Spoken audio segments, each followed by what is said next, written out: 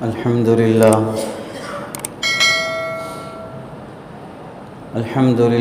نحمده ونستعينه ونستغفره ونؤمن به ونتوكل عليه ونعوذ بالله من شرور أنفسنا ومن سيئات أعمالنا من يهده الله فلا مضل له ومن يضلله فلا هادي له ونشهد أن لا إله إلا الله ونشهد أن محمدًا عبده ورسوله أما بعد فقد قال الله تبارك وتعالى في القرآن المجيد والفرقان الحميد أعوذ بالله من الشيطان الرجيم بسم الله الرحمن الرحيم وأنتم الأعلون إن كنتم مؤمنين وقال النبي صلى الله عليه وسلم الحياء شعبة من الإيمان أو كما قال النبي صلى الله عليه وسلم اللهم صل على سيدنا محمد وعلى آل سيدنا محمد وبارك وسلم اللهم صل على سيدنا محمد وعلى آل سيدنا محمد وبارك وسلم اللهم صل على سيدنا محمد وعلى آل سيدنا محمد وبارك وسلم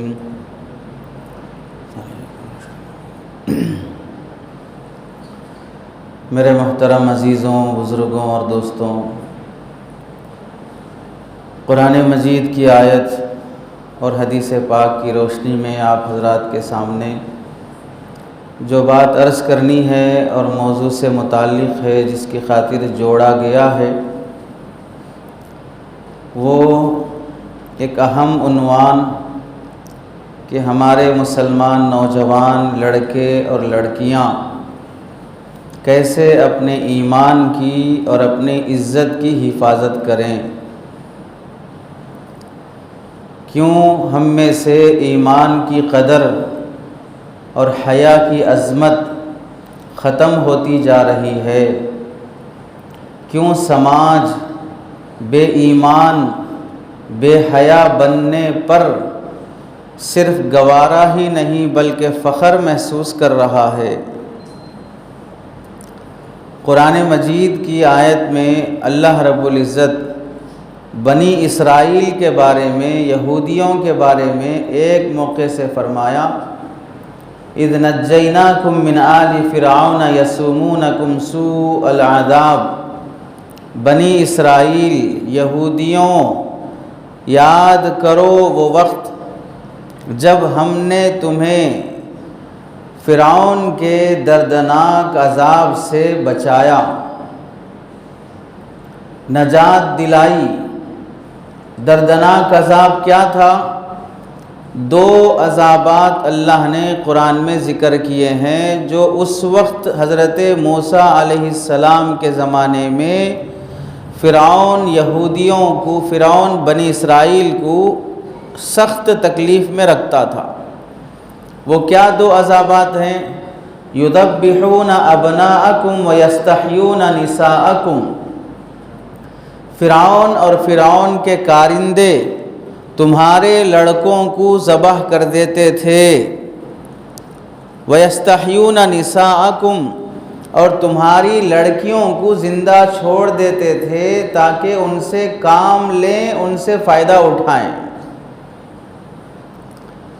حضرت موسیٰ علیہ السلام کے زمانے کا فرعون اسے اپنی سلطنت بچانے کے لیے، اپنی کرسی بچانے کے لیے اس وقت کے کاہنوں نے، نجومیوں نے یہ کہہ دیا تھا کہ ایک لڑکا پیدا ہونے والا ہے جو تمہاری سلطنت کے لیے بڑا خطرہ ثابت ہو سکتا ہے، اپنی سلطنت بچانا چاہتے ہو تو اس لڑکے کو قتل کر دو۔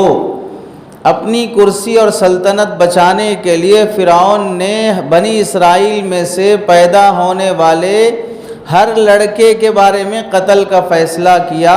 جب معلوم ہوا کہ بنی اسرائیل میں لڑکا پیدا ہوا، فرعون کے کارندے آتے، اسے پکڑ کے قتل کر دیتے۔ بعض مفسرین نے لکھا ہے اس طرح فرعون نے اپنی سلطنت اور کرسی بچانے کے لیے اور اپنی سلطنت اور حکومت چلے جانے کے ڈر سے 4 لاکھ سے زائد بچوں کو قتل کر دیا۔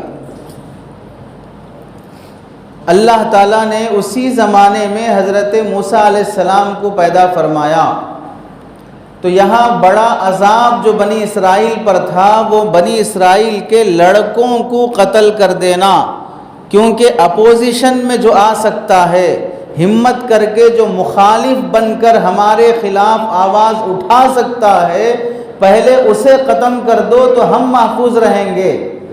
جیسے سانپ کے بارے میں ہے کہ سانپ انسان کو دیکھنے کے بعد پہلے تو جان بچانے کی کوشش کرتا ہے، اور جب یہ محسوس کرتا ہے کہ میری زندگی اسی میں ہے کہ میں اس کو مار دوں، تو پھر وہ انسان کو ڈس لیتا ہے اپنی جان بچانے کے لیے۔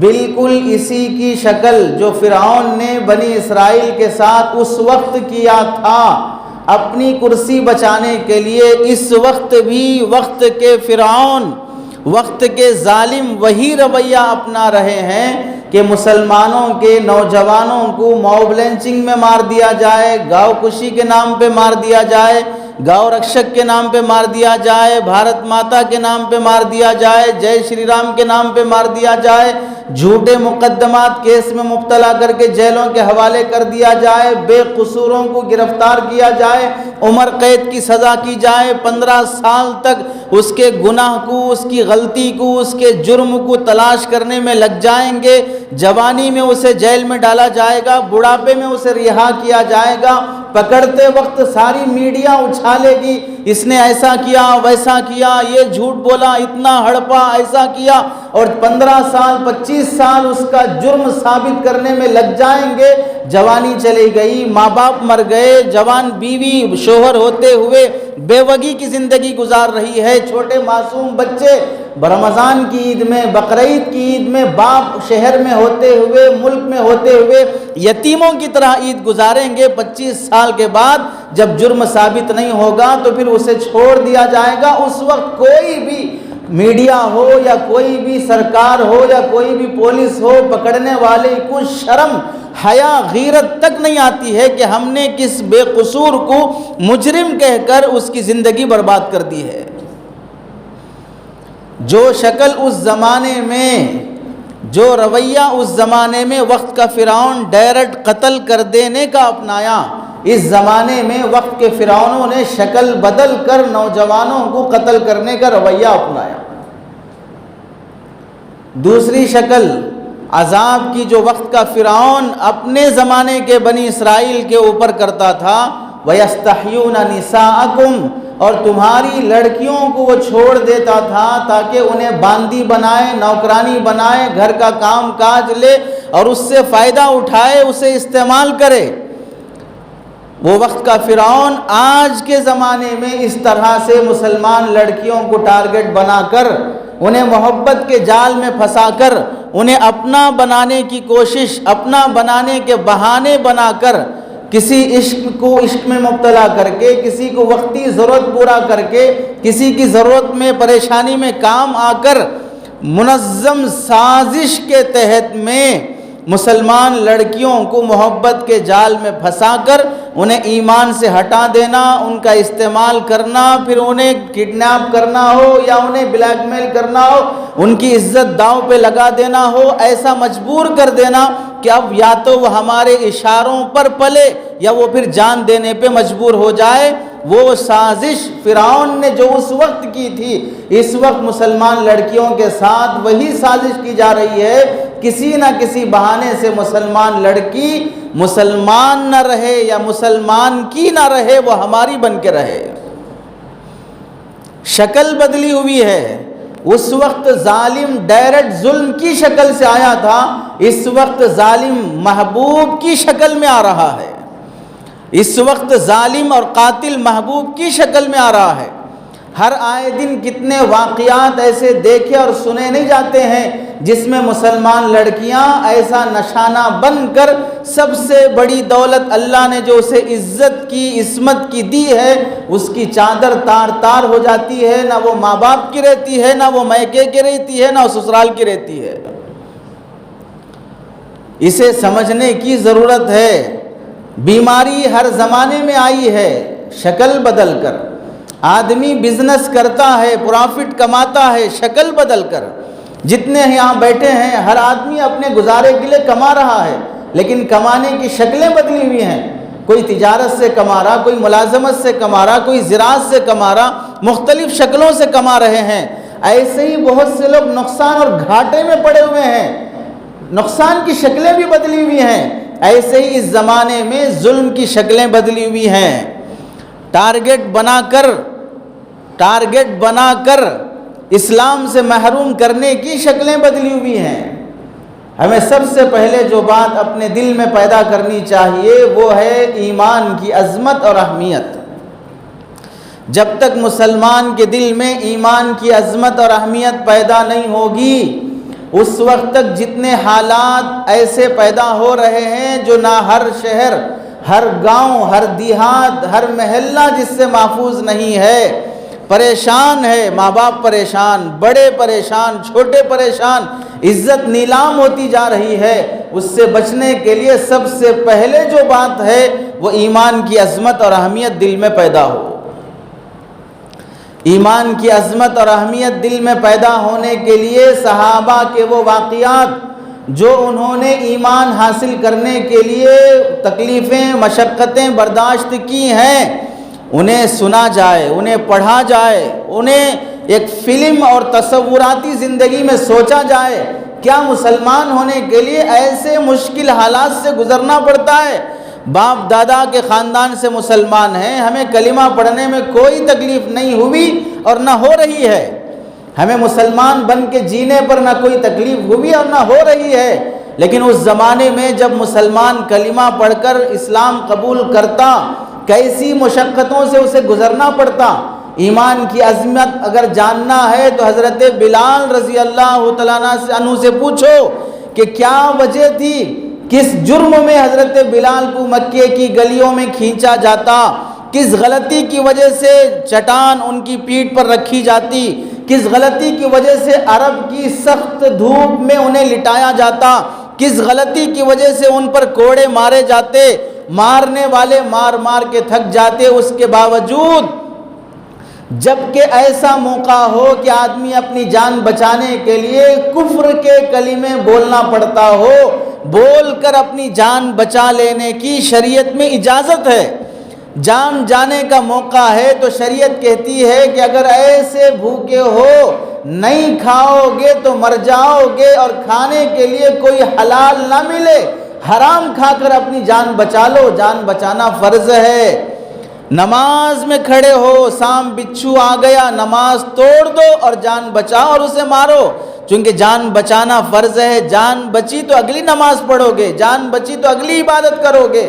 جس جان کو بچانے کے لیے شریعت نے حرام کو حلال کر دیا ہو، جس جان کو بچانے کے لیے شریعت نے کفر بکنے کی بھی اجازت دے دی ہو، جبکہ دل مطمئن ہو کہ ہم دل سے اللہ کو مانتے ہیں، زبان سے کفر کہتے ہیں تاکہ ہماری جان بچ جائے، اس کے باوجود بھی حضرت بلال نے کیوں کفر کا کلمہ نہیں کہا اور مار کھا کر بھی وہ احد احد کہتے رہے۔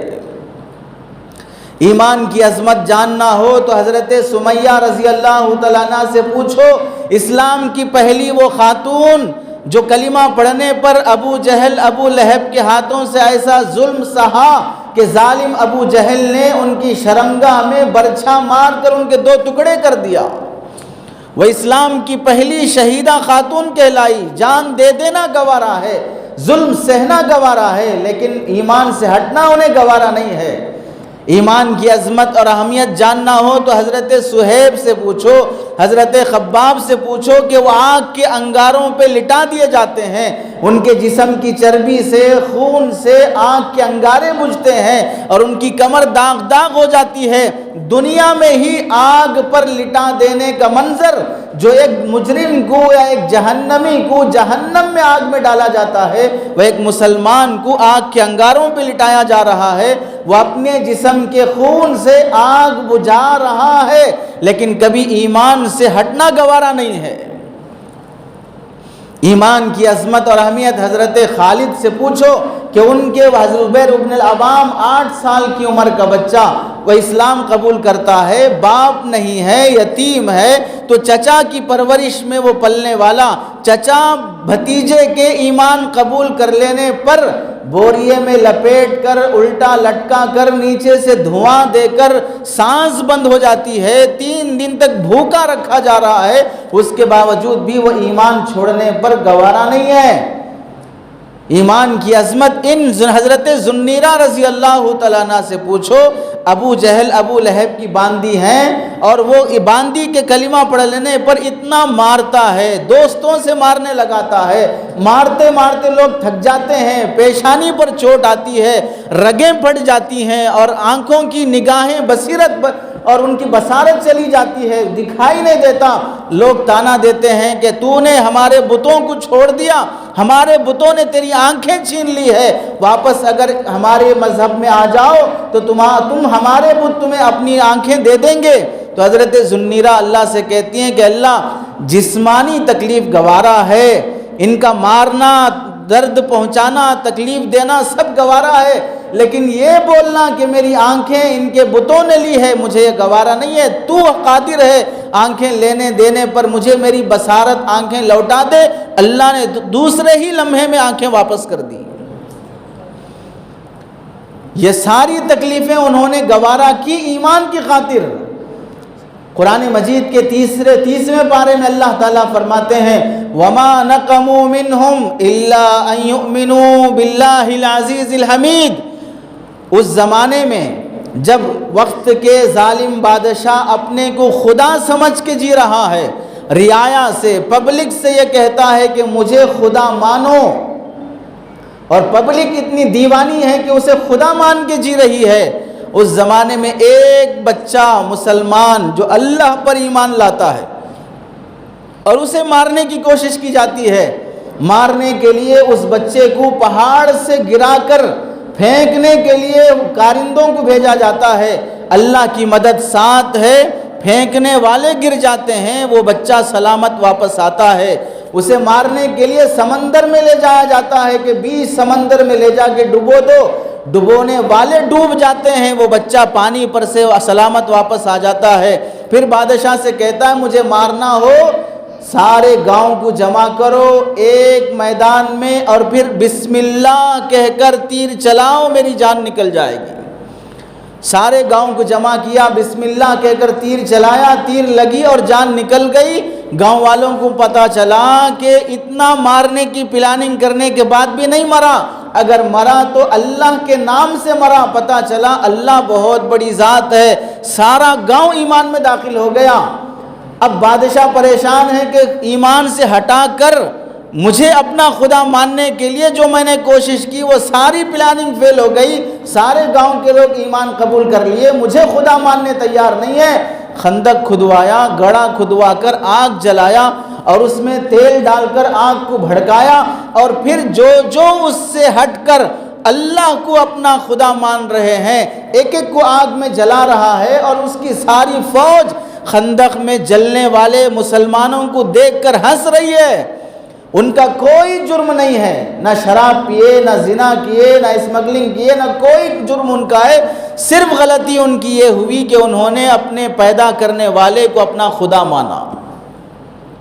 اب اس آگ میں جلتے ہوئے مسلمان جلنا گوارا کر رہے ہیں، لیکن ایمان سے ہٹنا گوارا نہیں ہے۔ اسی موقع پر اللہ تعالیٰ قرآن مجید میں فرماتے ہیں، مفسرین نے لکھا دودھ پیتا بچہ جب اسے آگ میں ڈالا جانے لگا، ماں کا سینہ تڑپ اٹھا، وہ ہچکچانے لگی کہ میرا دودھ پیتا بچہ جسے دودھ کی خاطر روتا ہوا سننا دیکھنا بھی ماں کو گوارا نہیں ہے، آج وہ ماں کے سامنے آگ میں جلے گا، اس کا کباب بن جائے گا۔ جب ماں نے ہچکچایا تو وہ آگ میں جلتا ہوا بچہ، دودھ پیتا بچہ جسے زبان نہیں ہے، زبان آتی نہیں ہے، وہ ماں کو پکار کے کہتا ہے یا اماں لا تخافی فإنکی علی الحق، امی جان ہرگز نہ ڈرو، آپ حق کی خاطر جان دے رہے ہو، آپ حق کی خاطر جان دے رہے ہو۔ بے زبان بچے کو اللہ نے زبان دی۔ تو ان سب کا جرم اللہ کیا فرماتے ہیں؟ وما نقموا منہم الا ان یؤمنوا باللہ العزیز الحمید، یہ سب کے سب سزا دیے گئے، عذاب دیے گئے صرف اس واسطے کہ یہ ایمان لے آئے تھے۔ یہ سارا ظلم ان مسلمانوں نے کیوں گوارا کیا؟ حضرت موسیٰ علیہ السلام سے جادوگر جادو کا ہنر اور فن دکھانے کے لیے آنے کے بعد جب وہ ہار گئے، حضرت موسیٰ کا عصا اژدہا بن گیا، اور جادوگروں نے سمجھ لیا کہ یہ موسیٰ جادوگر نہیں ہے، یہ اپنے وقت کا اللہ کا سچا نبی ہے، اور سارے جادوگر اسی لمحے جو فرعون کی طرفداری میں آئے تھے سب کلمہ پڑھ کے حضرت موسیٰ پر ایمان لاتے ہیں۔ 1 گھنٹے کے مسلمان، آدھے گھنٹے کے مسلمان، وہ جب کلمہ پڑھ کر ایمان لاتے ہیں، فرعون کی دھمکی ہے لَأُقَطِّعَنَّ أَيْدِيَكُمْ وَأَرْجُلَكُمْ مِنْ خِلَافٍ، میں تمہارا ایک سائیڈ کا ہاتھ کاٹ دوں گا، دوسرے سائیڈ کا پیر کاٹ دوں گا، میں تمہیں سولی دے دوں گا، فلاں عذاب میں مبتلا کروں گا۔ تو سارے جادوگر جو 1 گھنٹہ پہلے جادوگر تھے، کافر تھے، 1 گھنٹہ ہوا مسلمان ہو کر وہ سولی پر چڑھنا گوارا ہے، ہاتھ پیر کٹوانا گوارا ہے، وہ فرعون کے عذاب میں جان دے دیتے ہیں، لیکن حضرت موسیٰ پر جو ایمان لا چکے ہیں اس سے ہٹنا گوارا نہیں ہے۔ یہ ساری مشقتیں، یہ ساری مصیبتیں کیوں گوارا ہیں؟ ایمان سب سے بڑی دولت ہے، اس سے بڑھ کر کوئی دولت ہے ہی نہیں ہے۔ قاری طیب صاحب رحمۃ اللہ علیہ فرماتے ہیں دنیا کی تمام دولتیں ایمان کی دولت کے تابع ہیں۔ اگر دنیا میں عہدہ ملا، سلطنت ملی، کرسی ملی، پیسہ ملا، خوبصورتی ملی، خاندان ملا، بچے ہوئے، کچھ بھی ہو، ساری نعمتیں نعمت تب ہوں گی جب وہ ہدایت کی نعمت کے تابع ہو۔ اگر ایمان کے بغیر تمہیں سلطنت بھی ملے، کرسی بھی ملے، دولت بھی ملے، شہرت بھی ملے، تو یہ سارے کے سارے نعمت نہیں ہیں بلکہ عذاب ہیں۔ حضرت موسیٰ علیہ السلام اپنے وقت کے عہدیدار، سلطنت والے بادشاہ اور حاکم نہیں تھے، غریب نبی تھے، معمولی جوڑوں میں گزارا، فاقے میں گزارا، پریشانی میں زندگی گزاری، دنیا کی بڑی بڑی دولتیں نہیں تھی، اور وقت کے فرعون کے پاس، نمرود کے پاس، حامان کے پاس، قارون کے پاس وقت کے خزانے تھے۔ بتائیے کامیاب کون ہے؟ کتنے لوگ فرعون کے نام اپنے بچوں کے نام رکھتے ہیں، اور کتنے موسیٰ علیہ السلام کے نام اپنے بچوں کا نام رکھتے ہیں؟ کتنے لوگ قارون کا نام، شداد کا نام، حامان کا نام اپنے بچوں کا نام رکھتے ہیں؟ ان سب کو دنیا کی بڑی بڑی دولتیں ملی، لیکن ایمان کی دولت کے بغیر ملی۔ ایک فٹ پاتھ پر لیٹنے والا غریب آدمی، بھکاری ہے، رات کا کھانا ملا، صبح کا ملنا گارنٹی نہیں، ایک جوڑے میں 10 مہینے گزر جاتے ہیں، لیکن وہ ایمان والا ہے تو کامیاب ہے، اور بڑے اے سی کے بنگلوں میں رہنے والا، بڑی شاندار زندگی گزارنے والا بغیر ایمان کے اگر جی رہا ہے تو دنیا میں ہی اللہ دکھا دیتے ہیں، مرنے کے بعد خود اس کی قوم، اس کی اولاد اس کی لاش کو لکڑیوں پر لٹا کر دنیا میں ہی جلا دیتی ہے۔ جس کے کفر کی سزا دنیا میں ہی اسے جلا کر دے دی جاتی ہے، بتاؤ مرنے کے بعد اسے جنت کیسے ملے گی؟ جس کے کفر کی سزا دنیا میں ہی اس کے قوم والے اس کی چتا کو لٹا کر لکڑیوں کے آگ کے ذریعے سے جلا دیتی ہو، اسے مرنے کے بعد اللہ تعالیٰ جنت کیسے دیں گے؟ تو سب سے پہلی عظمت اور نعمت جو ہمارے دل میں پیدا ہو وہ ایمان کی اہمیت۔ ایک بزرگ راستے سے جا رہے ہیں، وقت کا بادشاہ اپنے گاؤں کے دروازے بند کیا ہوا ہے کہ کوئی یہاں پر اندر گاؤں میں داخل نہ ہو سکے، دن کا وقت ہے۔ بزرگ نے تعجب سے پوچھا اس ٹائم پہ گاؤں کے دروازے کیوں بند ہیں؟ پہلے زمانے میں چھوٹی چھوٹی سلطنتیں، گاؤں رہتے، گاؤں کی باؤنڈری رہتی، دروازہ رہتا، فصیل رہتی، جس طرح آج کل صوبوں میں ایریوں میں داخل ہونے کے لیے چیک پوسٹ رہتا ہے، وہاں سے داخل ہونا، یہاں سے یہ صوبہ الگ ہے، وہ صوبہ الگ ہے، یہ اسٹیٹ الگ ہے، وہ اسٹیٹ الگ ہے، اسی طرح اس زمانے میں دیواریں بنی رہتی تھی، رات میں دروازہ بند ہو جاتا، صبح دروازہ کھل جاتا۔ بزرگ نے پوچھا دروازہ کیوں بند ہے؟ کہا گیا کہ بادشاہ کا پرندہ ہے، بڑا محبوب پرندہ ہے، بڑی چاہت اور محبت سے پالا ہے، وہ اڑ گیا ہے، اسے پکڑنے کے لیے بادشاہ نے کہا دروازے بند کر دو۔ بزرگ نے کہا کیسا بے وقوف ہے، پرندے کو پکڑنے کے لیے دروازے بند نہیں کیے جاتے، پرندے کو پکڑنے کے لیے جال ڈالا جاتا ہے۔ جس آدمی کو اتنی عقل نہیں ہے کہ پرندے کو پکڑنا کیسے ہے، اللہ نے اسے کرسی پہ بٹھا دیا ہے، اسے وقت کا بادشاہ بنا دیا ہے۔ بالکل اسی طرح جس بے وقوف کو اتنی عقل نہیں ہے کہ نوٹ بندی کا اعلان کب کرنا ہے اور کب آدمی لاک ڈاؤن کا اعلان کرنا ہے، کب آدمی کے لیے کون سی بات کہنی ہے، کس بے وقوف کو اتنا پتہ نہیں ہے، اسے کرسی دے دی گئی ہے۔ ان بزرگ نے بھی اس وقت یہی کہا کہ کیسے پاگل کو کرسی ملی ہے۔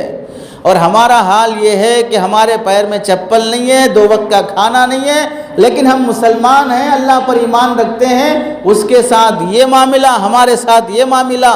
جب ان بزرگ نے اللہ سے یہ شکایت کی تو اللہ نے فوراً الہام فرمایا، ان کے دل میں اللہ نے یہ بات ڈالی کہ دیکھو اگر ہمارا یہ فیصلہ تمہیں پسند نہیں ہے تو پھر ایسا کر لیتے ہیں، اس بادشاہ کی بادشاہت، اس کی حماقت اور کفر کے ساتھ تمہیں دے دیں گے، اور تمہارا ایمان تمہارے فخر و فاقے کے ساتھ اسے دے دیں گے۔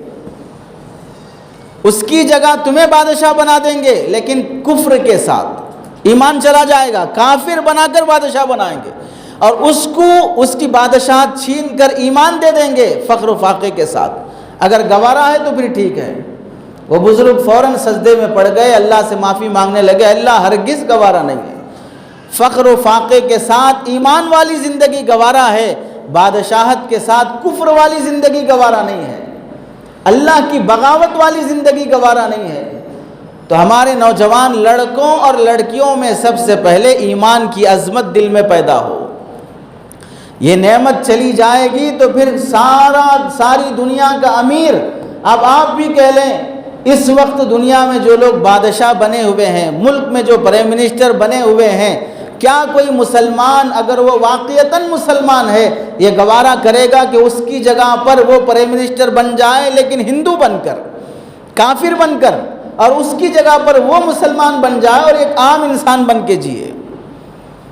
کفر کے ساتھ کوئی دولت کا سودا گوارا نہیں ہے، ایمان کے ساتھ ہر فقر و فاقہ گوارا ہے۔ آج مسلمانوں میں اس ایمان کی عظمت نہیں ہونے کی وجہ سے اللہ کے نبی علیہ السلام نے فرمایا سیاتی علی الناس زمان، لوگوں پر ایک زمانہ ایسا آئے گا یصبح الرجل مؤمنا ویمسی کافرا ویمسی مؤمنا ویصبح کافرا، صبح کا مسلمان شام ہوتے ہوتے کافر ہو جائے گا اور شام کا مسلمان صبح ہوتے ہوتے کافر ہو جائے گا۔ کفر کا پتہ تک نہیں چلے گا کب دل میں کفر آ گیا ہے۔ پہلے ہی دل میں اپنے یہ پیدا کرو، ایمان سب سے بڑی دولت ہے۔ ہم اس خدا کے ماننے والے ہیں جس خدا کے قبضے میں زمین، آسمان، چاند، سورج، ستارے، جنت، جہنم، جبرائیل، میکائیل، اسرافیل، عزرائیل، تمام انبیاء، دنیا کی کائنات سب جس کے قبضے میں ہے، ہم اس خدا کے ماننے والے ہیں۔ ہم مٹی کے بنائے ہوئے، ہم درختوں کے بنے ہوئے، ہم لوہے پیتل کے بنے ہوئے ایسے نہیں ہے جس پر کتا پیشاب کر دے تو نہ ہٹا سکے، جسے اگر کوئی توڑ دے تو بچا نہ سکے، جو خود اپنی حفاظت نہ کر سکے، نہ بول سکے، نہ سن سکے، نہ کچھ کر سکے۔ ہم ایسے خدا کے ماننے والے نہیں ہیں۔ ہم وہ نہیں ہیں جو اللہ کی دی ہوئی نعمتوں کی قدر نہیں سمجھتے۔ ہم وہ نہیں ہیں جو گھی کو جلا دیتے ہوں، دودھ کو بہا دیتے ہوں، پیشاب کو پوتر سمجھ کر پی لیتے ہوں۔ ہم وہ نہیں ہیں۔ ہم نعمتوں کی قدر، اس کے استعمال کے طریقے جانتے ہیں۔ اللہ نے جس کو اتنی عقل، اتنی سمجھ دی ہو، اسے پھر اس کے باوجود وہ یہ کہنا، جیسے حضرت شیخ سعدی رحمۃ اللہ علیہ نے ایک موقع سے فرمایا چھوٹے بچے کو باپ نے بڑی محبت میں سونے کی انگوٹھی ہاتھ میں پہنا دی. بچے کو پتہ تک نہیں ہے کہ انگوٹھی کی قیمت کیا ہے، اور پھر اس انگوٹھی میں قیمتی ہیرا لگا دیا ہے. بچہ بازار میں کھیل رہا ہے، ایک چور کی نگاہ پڑی، اس نے بچے کو بلایا اور کہا کہ یہ انگوٹھی کیا کرو گے؟ چوس کے دیکھو، میٹھی لگتی ہے؟ کچھ بھی نہیں لگتی ہے. میرے پاس لڈو ہے، ٹافی ہے، چاکلیٹ ہے، یہ لے لو، انگوٹھی دے دو. بچے کو کیا چاہیے؟ چاکلیٹ چاہیے، بچے کو ٹافی چاہیے. اس نے کہا ٹھیک ہے، انگوٹھی نکال کے دے دیا اور لڈو اور چاکلیٹ لے لیا. اب بچہ تو خوش ہے کہ مجھے لڈو مل گیا، مجھے چاکلیٹ مل گیا، لیکن باپ کو جب اس نے کیسے گھاٹے کا سودا کیا ہے. اس کو پتہ تک نہیں ہے کہ اگر یہ انگوٹھی اس کے پاس رہتی تو پتہ نہیں وہ کتنے ایسے لڈو خرید لیتا، اس کی لڈوؤں کی دکان خرید لیتا. لیکن اسے اہمیت کا پتہ نہیں ہے، تو سونا چاندی دے کر، قیمتی چیز دے کر گھٹیا چیز لینے پر گوارا کر لیا ہے. وجہ کیا ہے؟ اسے خود اس کی عظمت کا پتہ نہیں ہے، بچے کو اس انگوٹھی کی قیمت کا پتہ نہیں ہے. ایسے ہی آج کے مسلمان کو اللہ نے جو ایمان کی انگوٹھی دی ہے، اسلام کا ہیرا دیا ہے، اس کی عظمت کا پتہ نہیں ہے، تو پھر اس کا سودا کر کے دنیا کی گھٹیا دولتیں لے کر یہ فخر کر رہا ہے. دنیا کی گھٹیا دولتیں لے کر یہ گوارا کر رہا ہے کہ مجھے وقت کا بادشاہ بن گیا، کوئی نوکری مل گئی، کوئی جاب مل گئی، کوئی تجارت مل گئی، لیکن ایمان جا رہا ہے، اس کا خوف اور خطر نہیں ہے. پہلے دل میں یہ عظمت پیدا کی جائے. اس کے بعد دوسرے نمبر پر اللہ کے نبی علیہ السلام نے فرمایا الحیاء شعبۃ من الایمان. ایمان کے بعد ایمان کا سب سے اہم اور سب سے بڑا شعبہ ہے، وہ ہے انسان کے اندر شرم حیا رہنا. اللہ نے شرم حیا کے ذریعے سے انسان کو جانور سے ممتاز کیا ہے. جانوروں کو دیکھے ہو، کپڑے پہنتے ہیں، نکر پہنتے ہیں، پینٹ پہنتے ہیں، بوشٹ پہنتے ہیں اور چادر اوڑھتے ہیں. اگر کوئی جانور کپڑے پہن بھی لیا، تعجب سے دیکھو گے، تعجب سے، ارے یہ کپڑے پہن کے آیا ہے. سرکش میں نچانے والے ہاتھی کو یا بندر کو کپڑے پہناتے ہیں تو لوگ تعجب سے دیکھتے ہیں، بندر کو نہیں، اس کے کپڑے پہننے کو. تو اللہ نے جانوروں کو ایسا بے لباس بنایا کہ وہ اگر لباس پہن لے گا تو انسان کو تعجب ہوگا، اور اگر انسان لباس نہیں پہنا تو جانوروں کو تعجب ہوگا. یہ ہماری برادری میں کب سے آ گیا؟ یہ ہماری قوم میں سے کب سے بن گیا؟ اور شیطان کی سب سے پہلی چال، شیطان کی سب سے پہلی مکاری اور سب سے پہلا حملہ شیطان نے جو انسان پر کیا، وہ ہے انسان کو بے شرم بے حیا بنا دینا. شیطان کا سب سے پہلا حملہ جو انسان پر ہوا وہ ہے انسان کو بے حیا بے شرم بنا دینا. کیسے؟ حضرت آدم علیہ السلام جنت میں تھے، جنت میں جہاں چاہے رہنے کی اجازت تھی، ایک درخت کے قریب جانے سے منع کیا گیا، اور پھر کسی بھول سے، کسی غلطی سے حضرت آدم علیہ السلام اس درخت کا پھل کھا لیے. اس کے بعد فوراً کیا ہوا؟ ان کا لباس اتار لیا گیا. قرآن مجید میں اللہ نے کیا فرمایا؟ ان کا لباس اتار لیا گیا. اب حضرت آدم علیہ السلام جنت کے کپڑے سے خالی ہیں، بدن چھپانے کے لیے درخت کے پتے توڑ کر بدن چھپا رہے ہیں. علماء نے لکھا ہے کہ سب سے پہلا حملہ انسان پر شیطان کا جو ہوا وہ اسے بے لباس کر دینا، اسے بے حیا بے شرم بنا دینا. جب انسان بے حیا بے شرم بن جاتا ہے تو پھر جو چاہے گناہ کرتا ہے. اس کی مثال کیسے ہے؟ اگر آپ راستے سے چل رہے ہوں اور راستے میں کیچڑ ہے تو پہلے اچھے کپڑے پہنے ہوئے ہیں تو کیا کرتے ہیں؟ سائڈ سے چلتے ہیں، آستین چڑھا لیتے ہیں، پینٹ چڑھا لیتے ہیں، اس کے بعد آہستہ آہستہ قدم رکھتے ہیں. کوئی گاڑی بھی آ رہی ہو تو اس سے بچنے کی کوشش کرتے ہیں کہ اس کا پانی ہم پر نہ پڑ جائے. اس طرح بچ بچ کر چلتے ہیں کہیں کیچڑ بدن پہ نہ پڑ جائے. اور اگر اتفاق سے نہ چاہتے ہوئے بھی پھسل کے گر گئے، کسی گاڑی والے نے چلایا اور پورا گندا پانی اوپر پڑ گیا، اب اس کے بعد سب چھوڑ دے کے اب بنداس چلتے ہیں. اب تو پورے خرابی ہو گئے، چلو ایسے ہی چلتے ہیں. اب نہ کوئی بچنا ہے، نہ راستے کے سائڈ سے جانا ہے، نہ کچھ کرنا ہے، بلکہ خود کیچڑ میں خود اچھلتے ہوئے چلیں گے. اب تو پورے گندے ہو ہی گئے، اب گھر پہ جا کے بدلنا ہی ہے.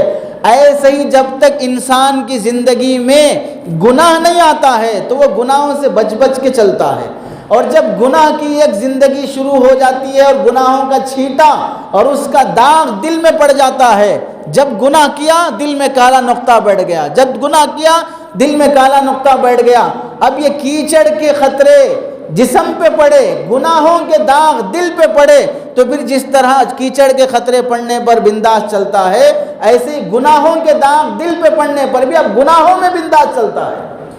اب تو گناہ ہو ہی گئے ہیں، اب تو شراب بھی پی لیے، اب تو اس سے بھی تعلق ہے، اب تو رشوت بھی کھا رہے ہیں، اب تو جھوٹ بھی بول رہے ہیں، اب تو فلاں بھی کر رہے ہیں، کس کس گناہ سے بچیں، یہ سوچ کر آدمی گناہوں میں جیتا ہے، جیسے کس کس گاڑی سے بچیں، کون کون سے گندے پانی کے خطرے سے بچیں، پورا راستہ خراب ہے، ایسے ہی پوری دنیا خراب ہے، ہر کوئی دھوکے باز ہے، ہر کوئی لٹیرا ہے، سب کو برا سمجھ کر خود بھی بری زندگی جیتا ہے۔ یہ کب ہے؟ جب آدمی شرم و حیا کے دامن سے ہٹ جاتا ہے اور بے شرم بن جاتا ہے تو پھر بنداس جیتا ہے۔ اللہ کے نبی علیہ السلام نے فرمایا الحیاء شعبۃ من الایمان، بہت اہم شعبہ ہے حیا، شرم، اور فرمایا حیا شرم جنت کا درخت ہے، اس کی شاخیں دنیا میں ہیں، جو حیا اور شرم کی شاخ کو پکڑ لیا یہ اسے جنت میں پہنچا دے گی، اور بے حیائی بے شرمی یہ جہنم کی شاخ ہے، جو اس ڈالی کو دنیا میں پکڑا یہ ڈالی اسے جہنم میں پہنچا دے گی۔ اللہ کے نبی علیہ السلام کے ایک صحابی حضرت سلمان فارسی رضی اللہ تعالیٰ فرماتے ہیں کہ مجھے آسمان سے گر کے 2 ٹکڑے ہو جانا گوارا ہے، لیکن مجھے ہرگز یہ گوارا نہیں ہے کہ کسی غیر محرم کے جسم کی خوشبو میں سونگھوں، مجھے ہرگز گوارا نہیں ہے۔ اللہ کے نبی علیہ السلام کی شرم اور حیا کے متعلق علماء نے لکھا کہ جب آپ علیہ السلام جنت میں ایک خوبصورت محل دیکھے، چاہا کہ اس میں جا کے دیکھوں، بڑا شاندار محل ہے۔ کس کا ہے؟ فرشتوں نے کہا ایک قریشی نوجوان کا ہے۔ کون ہے؟ حضرت عمر کا ہے، ان کا محل ہے، جنت میں بنا ہوا ہے، نبی کی تمنا جا کے دیکھنے کی ہے، لیکن نہیں گئے، واپس آئے۔ حضرت عمر سے ذکر کیا تمہارا محل دیکھا جنت میں، جی کر رہا تھا دیکھوں، لیکن تمہاری غیرت کہ تمہارے گھر میں میں جاؤں تمہاری اجازت کے بغیر، یہ یاد آئی تو میں اندر نہیں گیا۔ اللہ کے نبی علیہ السلام کے متعلق لکھا بھائی گھر والا نہیں ہے وہاں پر، محل ہے حضرت عمر کا، اور محل والا نہیں ہے، گھر والا نہیں ہے، گھر والے کی اجازت کے بغیر چاہے وہ گھر جنت میں بنا ہو اس کی اجازت کے بغیر جاتے ہوئے مجھے شرم آئی ہے۔ تو بتاؤ جس امت کا نبی اتنا باحیا ہو کہ اگر کسی امتی کا گھر جنت میں بنا ہے اس امتی کی اجازت کے بغیر وہ اس کا گھر دیکھنے اندر جانا نہیں چاہتا ہو، اور یہاں اس کا امتی دوسری عورتوں کے گھر میں ان کے شوہر کی غیر موجودگی میں جا رہا ہے، بھائی کی غیر موجودگی میں بھاوج کے محل کے کمرے میں جا رہا ہے، کتنا بے شرم بے حیا ہوگا۔ شرعی پردہ نہیں ہونے کی وجہ سے کتنی گھر کی عورتوں کی عزت بھی محفوظ نہیں ہے، جس حد میں رہنے کی کہا گیا اس حد میں رہنا نہ رہنے کی وجہ سے گھروں میں رہتے ہوئے دیندار گھرانوں کے حال بھی ایسے ہیں کہ وہ منہ کھول کے بول نہیں سکتے کہ ہمارے گھر میں کیا ہو رہا ہے۔ جن کے گھر میں شریعت والا پردہ نہیں ہے، اور ایک وہ بزرگ ہیں کرناٹک کے سبیل الرشاد ایک بڑا ادارہ ہے، اس ادارے کے بانی حضرت مولانا ابو سعود صاحب رحمۃ اللہ علیہ، ان کے متعلق تذکرہ بڑے حضرت کا تذکرہ ان کی سوانے پر لکھی ہوئی کتاب میں لکھا ہے 4 بھائی ہیں، چھوٹا گھر ہے، غربت ہے، کوئی بڑا محل نہیں ہے، اور 4 بھائیوں کی 4 بیویاں بھی اسی گھر میں رہتی ہیں۔ اب اس موقع پر دروازہ کھولنے کی جب باری آتی ہے تو بھائیوں نے شرعی پردہ قائم کرنے کے لیے گھر میں بھاوت سے پردہ ضروری ہے، سالی سے پردہ ضروری ہے، اس کے لیے کیا نظام بنایا؟ بیویوں سے کہہ کے رکھا دروازہ کھٹکھٹانے کا انداز میرا یہ رہے گا، جب اس دروازے کو اس ٹائپ سے اگر میں کھٹکھٹاؤں تو تم کھولنے کے لیے آنا، دوسرا بھائی اپنی بیوی کو بول رہا ہے کہ میں ایسے انداز سے دروازہ ماروں گا تو پھر تم دروازہ کھولنے کے لیے آنا، کوئی دوسری دروازہ کھولنے کے لیے نہیں آنا۔ چھوٹے سے گھر میں رہ کر بھی اپنی بھاوت سے پردہ کرنے کا اتنا اہتمام کہ دروازہ کھولنے کے لیے بھی میری ہی بیوی آئے گی، میری بھائی کی بیوی نہیں آئے گی، اس کے آنے جانے کی آواز بھی میرے کانوں میں نہیں پڑے گی۔ ایسا پردہ اللہ نے ان بزرگوں کو دیا، تب جا کے ان کی نسلیں کام کر رہی ہیں، اللہ ان سے خدمت لیتا ہے۔ اللہ کے نبی علیہ السلام کی شرم اور حیا کے متعلق اماں عائشہ رضی اللہ تعالیٰ عنہ فرماتی ہیں، پہلی رات کو دلہن جس حیا اور شرم میں ہوتی ہے، گھونگھٹ پڑا ہوا ہے، مونڈی جھکی ہوئی ہے اور چہرہ بھی جھکا ہوا ہے، نظریں جھکی ہوئی ہیں، کوئی دیکھنا بھی ہے تو ٹڈی پکڑ کے اٹھا کے دیکھ رہا ہے، اتنا ہے کہ اگر قاضی صاحب کے حوالے سے اس دلہن کو پوچھا جاتا ہے فلاں سے فلاں کے بیٹے سے اتنے مہر میں تمہارا نکاح ہوا، کیا تم نے قبول کیا، تو اتنی شرمیلی ہے کہ اس کا جواب تک نہیں دے پا رہی ہے، ہاں مجھے قبول ہے، اتنا لفظ بھی وہ کنواری دلہن نہیں بول سکتی ہے۔ تو علماء نے فقہا نے مسئلہ بنایا کہ دلہن کنواری ہے اور اگر وہ قبول کیا کا لفظ نہیں بول سکتی ہے شرم حیا کی وجہ سے، تو اس کی خاموشی اس کی حیا کی وجہ سے ہے، خاموش رہنے پر بھی سمجھو کہ وہ راضی ہے، خاموش رہنے پر بھی سمجھو کہ وہ راضی ہے۔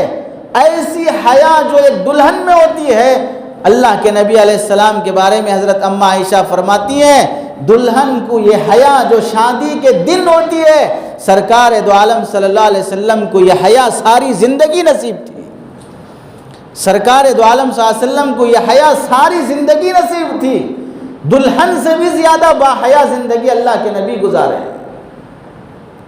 خصائص الکبریٰ علامہ سیوطی رحمۃ اللہ علیہ کی کتاب ہے، اس میں لکھا ہے سند کے لحاظ سے محدثین نے اس حدیث پر کیا کلام کیا وہ الگ موضوع ہے۔ اللہ کے نبی علیہ السلام کھانا تناول فرما رہے ہیں، مدینے کی ایک عورت جو سماج میں بے پردہ بے حیا شمار ہوتی ہے، وہ ادھر سے گزرتی ہوئی اللہ کے نبی کو دیکھی کہ کھانا کھا رہے ہیں تو کہا محمد مجھے بھی کھانا چاہیے۔ اللہ کے نبی نے فرمایا ایک روٹی جو بازو رکھی اٹھا کے دے دیا، یہ روٹی اسے دے دو۔ تو وہ عورت کس قدر بے حیا ہوگی اس سے اندازہ لگا لو، وہ یہ کہتی ہے مجھے یہ روٹی نہیں چاہیے، تمہارے منہ میں جو لقمہ تم چبا رہے ہو وہ لقمہ چاہیے۔ غیر مرد کا کھاتا ہوا لقمہ وہ مانگ رہی ہو تو اس میں حیا اور شرم کا اندازہ کیسے کیا جائے۔ اللہ کے نبی علیہ السلام نے وہ لقمہ نکال کے دیا، جب وہ لقمہ اس عورت کے حلق سے اترا، ابھی اس لقمے کا اثر اندازہ کر لو، جب وہ لقمہ حلق سے نیچے اترا وہیں وہ عورت بیٹھ گئی اور کہنے لگی مجھے چادر دو، میں پردے کے ساتھ گھر جانا چاہتی ہوں، میں حیا کے ساتھ گھر جانا چاہتی ہوں۔ جس کے لقمے کا یہ اثر ہے کہ عورت کی زندگی میں وہ ایک لمحے میں اسے باحیا بنا دیتا ہو، تو وہ نبی سراپا کتنا باحیا ہوگا۔ اللہ کے نبی علیہ السلام کے ازواج مطہرات میں صحابیات میں ایسا پردہ ایسی حیا، حضرت اماں عائشہ رضی اللہ تعالیٰ عنہ کے گھر میں اللہ کے نبی علیہ السلام کو دفن کیا گیا۔ اللہ کے نبی کے بعد حضرت عائشہ رضی اللہ تعالیٰ عنہ کے والد ابو بکر رضی اللہ تعالیٰ عنہ کو دفن کیا گیا، اس کے بعد حضرت عمر رضی اللہ تعالیٰ عنہ کو دفن کیا گیا۔ جب حضرت عمر کو دفن کیا گیا تو حضرت اماں عائشہ فرماتی ہیں اب حضرت عمر کے دفن ہونے کے بعد سے مجھے میرے ہی گھر میں رہتے ہوئے شرم آتی ہے، اندر قبر میں دفن ہے، مٹی پڑی ہوئی ہے، قبر ڈھنکی ہوئی ہے، لیکن اولیاء قبر میں زندہ رہتے ہیں، اب مجھے اس گھر میں رہتے ہوئے میں کپڑے بھی بدلتی ہوں، میں اس میں سوتی بھی ہوں، لیکن اس گھر میں عمر کی بھی قبر بنی ہوئی ہے، مجھے عمر سے شرم آتی ہے، یہ کہہ کر گھر چھوڑ کے چلی گئی۔ دوسرا کمرہ دوسرا گھر بنا لیں گے لیکن اس گھر میں نہیں رہ سکتے۔ کس سے حیا آ رہی ہے، کس سے شرم آ رہی ہے؟ عمر جیسے صحابی سے، اور وہ عمر کون ہے؟ زندہ بھی نہیں ہے، قبر میں دفن ہو چکے ہیں۔ ویسے عمر رضی اللہ تعالیٰ عنہ سے شرم اور حیا آ رہی ہے، امی جان عائشہ رضی اللہ عنہ، زندوں سے حیا کا کیا عالم ہوگا۔ طواف کرنے جاتے ہیں تو طواف کے لیے، حج کے لیے، عمرے کے لیے کون نہیں چاہتا کہ میں کعبے کو ہاتھ لگاؤں، کعبے کو چھوؤں، کون نہیں چاہتا ہے؟ حضرت عائشہ رضی اللہ تعالیٰ عنہا نے دیکھا کہ ان کے گھر کام کرنے والی ایک باندی طواف کرتے ہوئے کعبۃ اللہ کو 2-3 مرتبہ ہاتھ لگانے کے لیے چلی گئی، تو حضرت عائشہ رضی اللہ تعالیٰ نے فرمایا تجھے شرم نہیں آتی ہے؟ کعبے کو ہاتھ لگانے جا رہی اور آس پاس مردوں کی بھیڑ لگی ہوئی ہے، مردوں کے جسم سے ٹچ ہو کر تو کعبہ چھو رہی ہے، اس سے بہتر تھا تو طواف کرنے ہی نہیں آتی۔ چھونے کی وجہ سے جو گناہ تو نے مردوں کے جسم کو ٹچ کی ہے وہ گناہ بڑا ہوا ہے تیرے کعبے کے چھونے کی نیکی سے بھی۔ کعبے کو چھونے سے کیا ثواب ملے گا؟ اس ثواب سے زیادہ مردوں کو ٹچ ہو کر جانے کا جو گناہ ہے وہ گناہ تمہارا بڑھ گیا ہے۔ حضرت فاطمہ رضی اللہ تعالیٰ عنہا جب یہ دیکھا کہ قبر میں دفناتے وقت مرد حضرات بھی ساتھ دیتے ہیں میت کو دفنانے کے لیے، اور ایسی حیا اور ایسی شرم حضرت فاطمہ رضی اللہ تعالیٰ عنہ میں، اب بے چینی ہے کہ میری میت کو اور میرے جنازے کو دفناتے وقت لوگوں کی نظر جنازے پر پڑے گی، تو حضرت ام سلمہ نے کہا کہ میں نے ملک شام میں دیکھا کہ وہاں جب لڑکی کو دفنایا جاتا ہے، عورت کو دفنایا جاتا ہے، تو قبر کے چاروں طرف پردہ باندھ دیتے ہیں، اور پردے کے اندر صرف اس کے محرم لوگ ہی آتے ہیں، جو غیر محرم ہیں وہ پردے کے باہر رہتے ہیں۔ اس طرح میت کے جنازے پر بھی، کفن پر بھی باہر والوں کی نگاہ نہیں پڑتی ہے۔ حضرت فاطمہ نے خاص طور سے وصیت فرمائی کہ میرے جنازے کو چادر باندھ کر لے جاؤ اور قبر پر چادر باندھ کر مجھے دفناؤ کہ باہر والے کی نگاہ میرے جنازے پر بھی نہ پڑے۔ اسلام میں اس سے پہلے میت کو دفناتے وقت قبر کے اطراف چادر نہیں باندھی جاتی تھی۔ جب عورت کا جنازہ ہوتا، حضرت فاطمہ رضی اللہ تعالیٰ عنہ سے یہ سنت شروع ہوئی کہ جب عورت کا جنازہ ہو تو قبر کے چاروں طرف چادر باندھی جائے، تاکہ لوگوں کو پتہ چلے کہ جنازہ عورت کا ہے، مرد کا نہیں ہے، اور اس لحاظ سے وہ تھوڑا دور ہی ہٹ کے رہیں۔ کیسی حیا حضرت فاطمہ رضی اللہ تعالیٰ عنہ میں۔ اور جب اللہ کے نبی علیہ السلام نے صحابہ سے پوچھا بتاؤ دنیا کی بہترین عورت کون ہے، تو مختلف صحابہ نے مختلف جوابات دیے، تو حضرت فاطمہ رضی اللہ تعالیٰ عنہ کا جواب تھا دنیا کی سب سے بہترین عورت جسے اللہ بھی بہترین کہے، اللہ کا رسول بھی بہترین کہے، کون ہے؟ حضرت فاطمہ فرماتی ہیں کہ اس کی نگاہ کسی باہر والے مرد پر نہ پڑے، باہر والے کی نگاہ اس پر نہ پڑے، یہ دنیا کی بہترین عورت ہے۔ حضرت نبی پاک صلی اللہ علیہ وسلم نے جب یہ جواب سنا خوشی سے فرمایا الفاطمۃ بضعۃ منی، فاطمہ میرے جگر کا ٹکڑا ہے، ایسا بہترین جواب میری بیٹی ہی دے سکتی ہے کہ دنیا کی بہترین عورت وہ ہے کہ اس کی نگاہ باہر والے پر اور باہر والے کی نگاہ اس پر نہ پڑے۔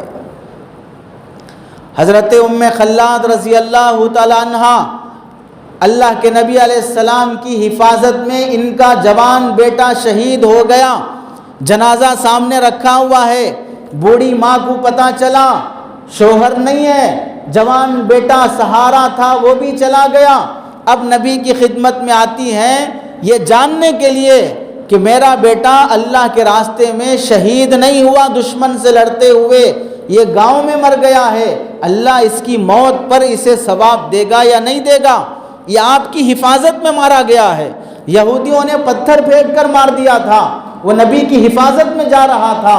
جب ماں کو پتہ چلا یہ معلوم کرنے کے لیے آ رہی کہ میرے بیٹے کی موت پر اللہ اسے ثواب دے گا نہیں دے گا شہید کا، جب آ رہی ہیں تو برقع پہن کر چادر اوڑھ کر بیٹے کی جنازے پر لاش پر روتی ہیں، لیکن رونے کی آواز باہر نہیں آ رہی ہے، چہرے سے پردہ نہیں ہٹا ہے، اتنی حیا اتنی پردے سے کہ صحابی حضرت قیس بن حارث رضی اللہ تعالیٰ عنہ دیکھ کر تعجب سے پوچھتے ہیں اللہ کی بندی تیرا بیٹا مر گیا، جنازہ سامنے ہے، پھر بھی تیرے چہرے سے پردہ نہیں ہٹا، برقع نہیں ہٹا، رونے کی آواز باہر نہیں آ رہی ہے، غم کے موقع پر بھی یہ حیا کا، شرم کا، پردے کا یہ عالم۔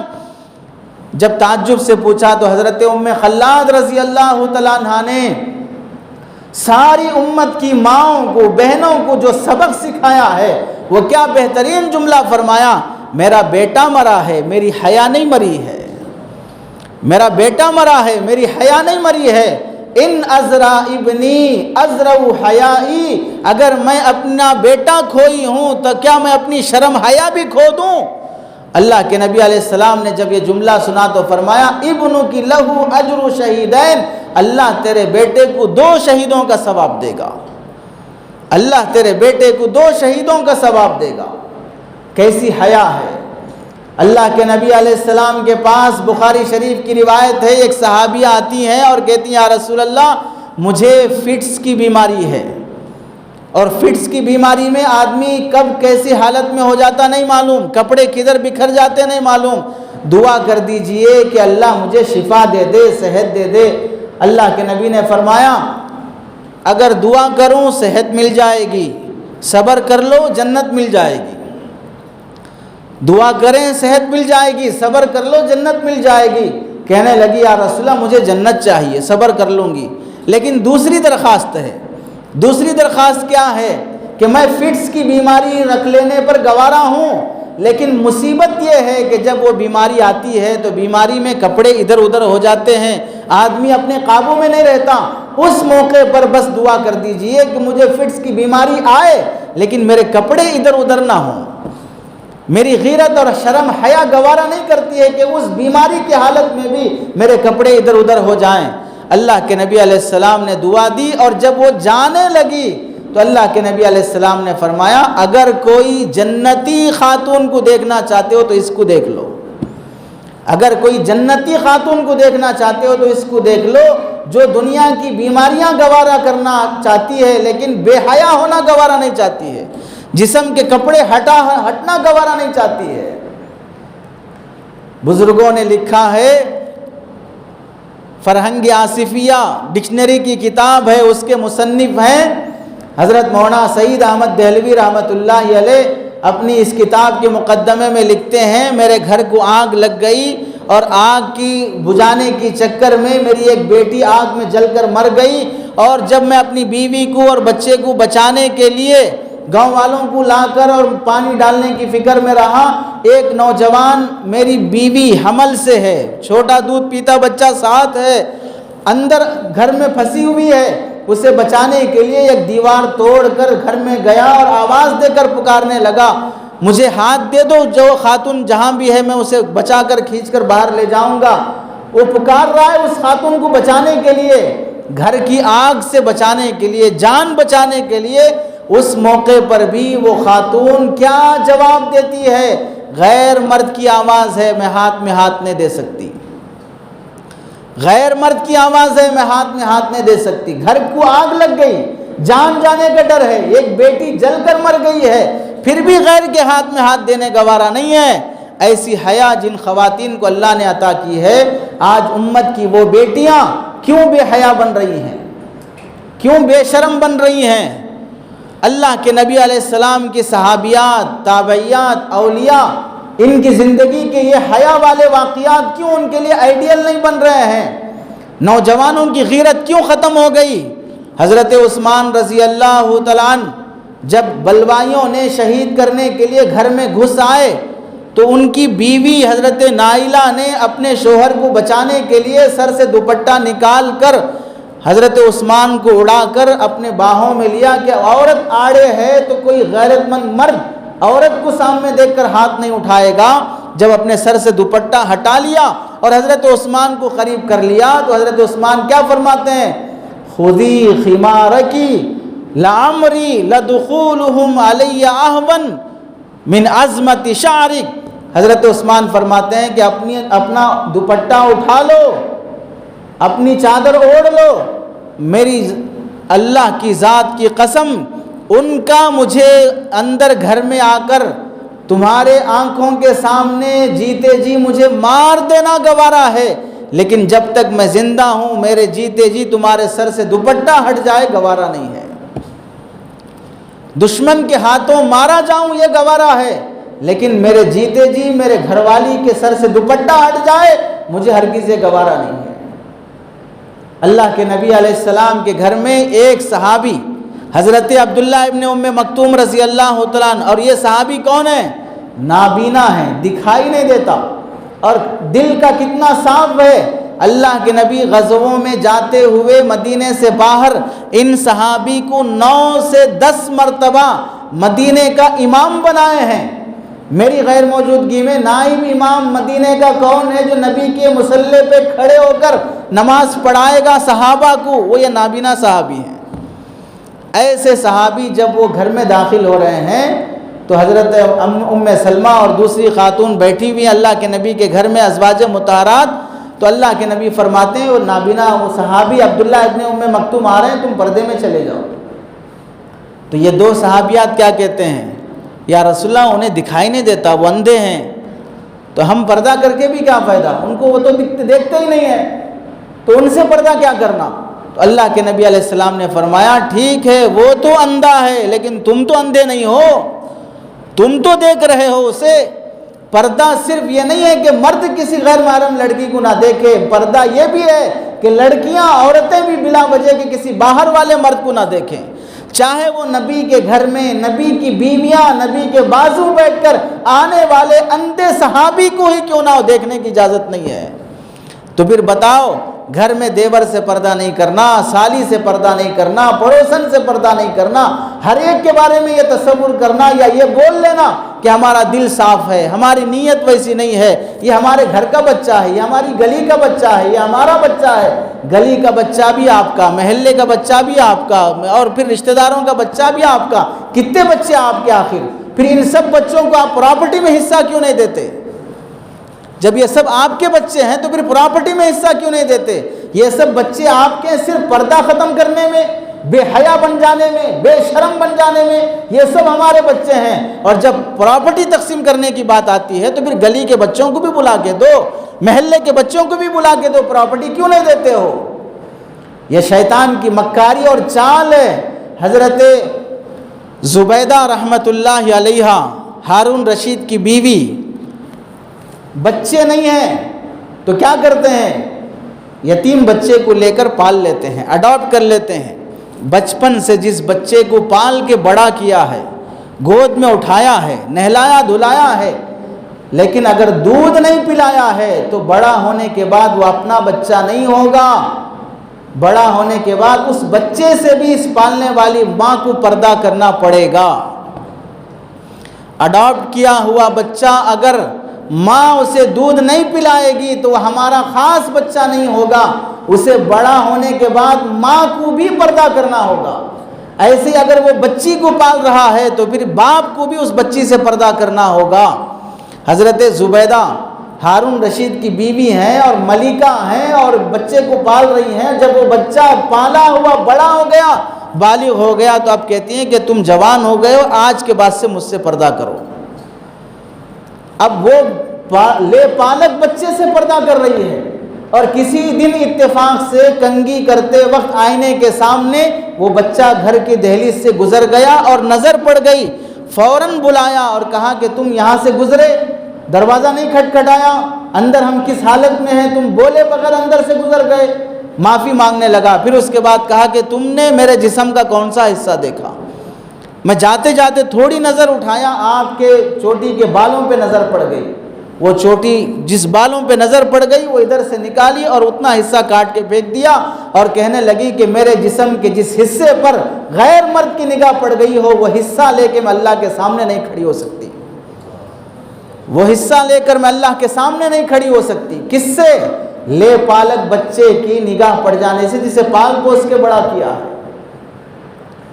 ایسی شرم، ایسی حیا جب اللہ نے امت کی ماؤں اور بہنوں کو دیا ہے تو پھر بتاؤ آج کی مائیں، آج کی بہنیں، آج کی بیٹیاں کیوں اتنی بے شرم ہو گئی کہ وہ مسلمان لڑکا نہیں، غیر مسلم لڑکا نہیں، وہ کالا نہیں، وہ گورا نہیں، وہ کس ذات کا نہیں، وہ کیسا ہے نہیں، اس کے بائک میں اس کے پیٹھ پیچھے بیٹھ کر اس سے چپک کر، بلکہ اس سے آگے پارکوں میں اس کی گود میں بیٹھے ہوئے اس سے چمے چاٹی کرتے ہوئے رنگے ہاتھ پکڑے جاتے ہیں، اور بدکاری ہوتی ہے، ابارشن کی نوبت آتی ہے، حرام بچے جنم دیتے ہیں، ان کی بستر پر لیٹتے ہوئے بھی انہیں شرم حیا نہیں آتی ہے۔ وہ بچیاں جو ماؤں کے پاس، باپ کے پاس لاڑ پیار سے پلی ہے، ماں باپ بچی کو اسکول بھیجنے کے بعد 4 بجے اسکول چھوٹتا ہے، 5 بج گئے، 6 بج گئے، گھنٹہ 2 گھنٹے کی دیری سے باپ بے چین ہے، ماں بے چین ہے، اب تک لڑکی نہیں آئی ہے، اب تک بیٹی نہیں آئی ہے، اگر کوئی اسے چھیڑ دیا، کوئی اس کی عزت پہ انگلی اٹھا لیا، لڑنے کے لیے، مارنے کے لیے میدان میں آنے والا وہ بھائی، وہ باپ جو بیٹی کو، بہن کو اتنی عزت سے، پیار سے پالتا ہے، بھائی دوستوں میں اگر لڑائی ہو جائے، کوئی دوست اگر لڑائی میں زبان درازی کرتے ہوئے ماں کی، بہن کی گالی دے دے تو یہ کھول جاتا ہے اور کہتا ہے کہ ماں تک نہیں جانا، بہن تک نہیں جانا، جو بھی ہے مجھ سے بات کرو۔ ایسی غیرت والا بھائی، ایسی حیا سے پالنے والا بھائی، ایسی عزت سے پالنے والا باپ جو بیٹی کو دیکھ دیکھ کر رشتہ تلاش کر کے اچھے لڑکے سے جو اسے خوش رکھ سکے، اسے راحت میں رکھ سکے، پیار دے سکے، اسے سکون دے سکے، اس کے لیے باپ لاکھوں روپے جمع کرتا ہے، جوڑا جہیز جمع کرتا ہے، پیسے لٹاتا ہے۔ اتنے پیار سے پالنے والے ماں باپ کے خلاف یہ جوان لڑکی اپنے بوائے فرینڈ کی چکر میں پولیس اسٹیشن میں جا کر یہ FIR درج کراتی ہے کہ مجھے میرے باپ سے ڈر لگتا ہے، مجھے میری ماں سے ڈر لگتا ہے، مجھے میرے بھائی سے ڈر لگتا ہے، مجھے سیکورٹی چاہیے، مجھے حفاظت چاہیے، میں فلاں کے ساتھ اپنی مرضی سے جانا چاہتی ہوں، میں فلاں کے ساتھ اپنی مرضی سے شادی کرنا چاہتی ہوں، میرے ماں باپ میرے خلاف ہیں۔ تو کیوں یہ بے حیائی، بے غیرتی کی حد پار ہو گئی کہ ایک اجنبی مرد، ایک بے حیا بے شرم مرد، ایک بے شرم لڑکا اس کا اپنا محبوب بن گیا، وہ اس کا محافظ بن گیا، وہ اس کا رکھوالا بن گیا، اور اس کا پالنے والا، اس کا باپ، اس کا بھائی اس کا دشمن بن رہا ہے۔ یہ اتنی بے حیا بن جانے کی نوبت کیوں آ رہی ہے کہ باپ کے خلاف، بھائی کے خلاف وہ FIR درج کرا رہی ہو؟ شوہر ہوتے ہوئے بھی نوجوان خواتین، اولاد ہوتے ہوئے بھی لڑکیاں، عورتیں کیوں ان سے غلط حرکتیں ہو جاتی ہیں، کیوں ناجائز تعلقات ہو جاتے ہیں؟ بیوی ہوتے ہوئے بھی کیوں نوجوان لڑکا یا نوجوان مرد بیوی کی موجودگی میں کسی غیر مرد سے تعلق رکھ رہا ہے، کسی غیر عورت سے تعلق رکھا ہوا ہے؟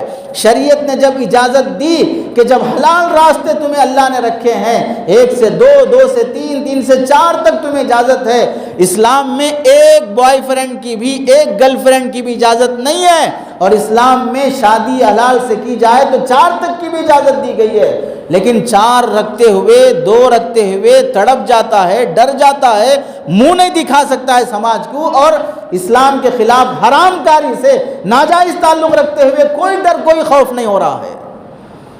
کوئی حلال طریقے سے دوسرا نکاح کر لے تو بعض دیندار بھی، پڑھے لکھے بھی اس کے عیب کو بیان کرتے ہیں۔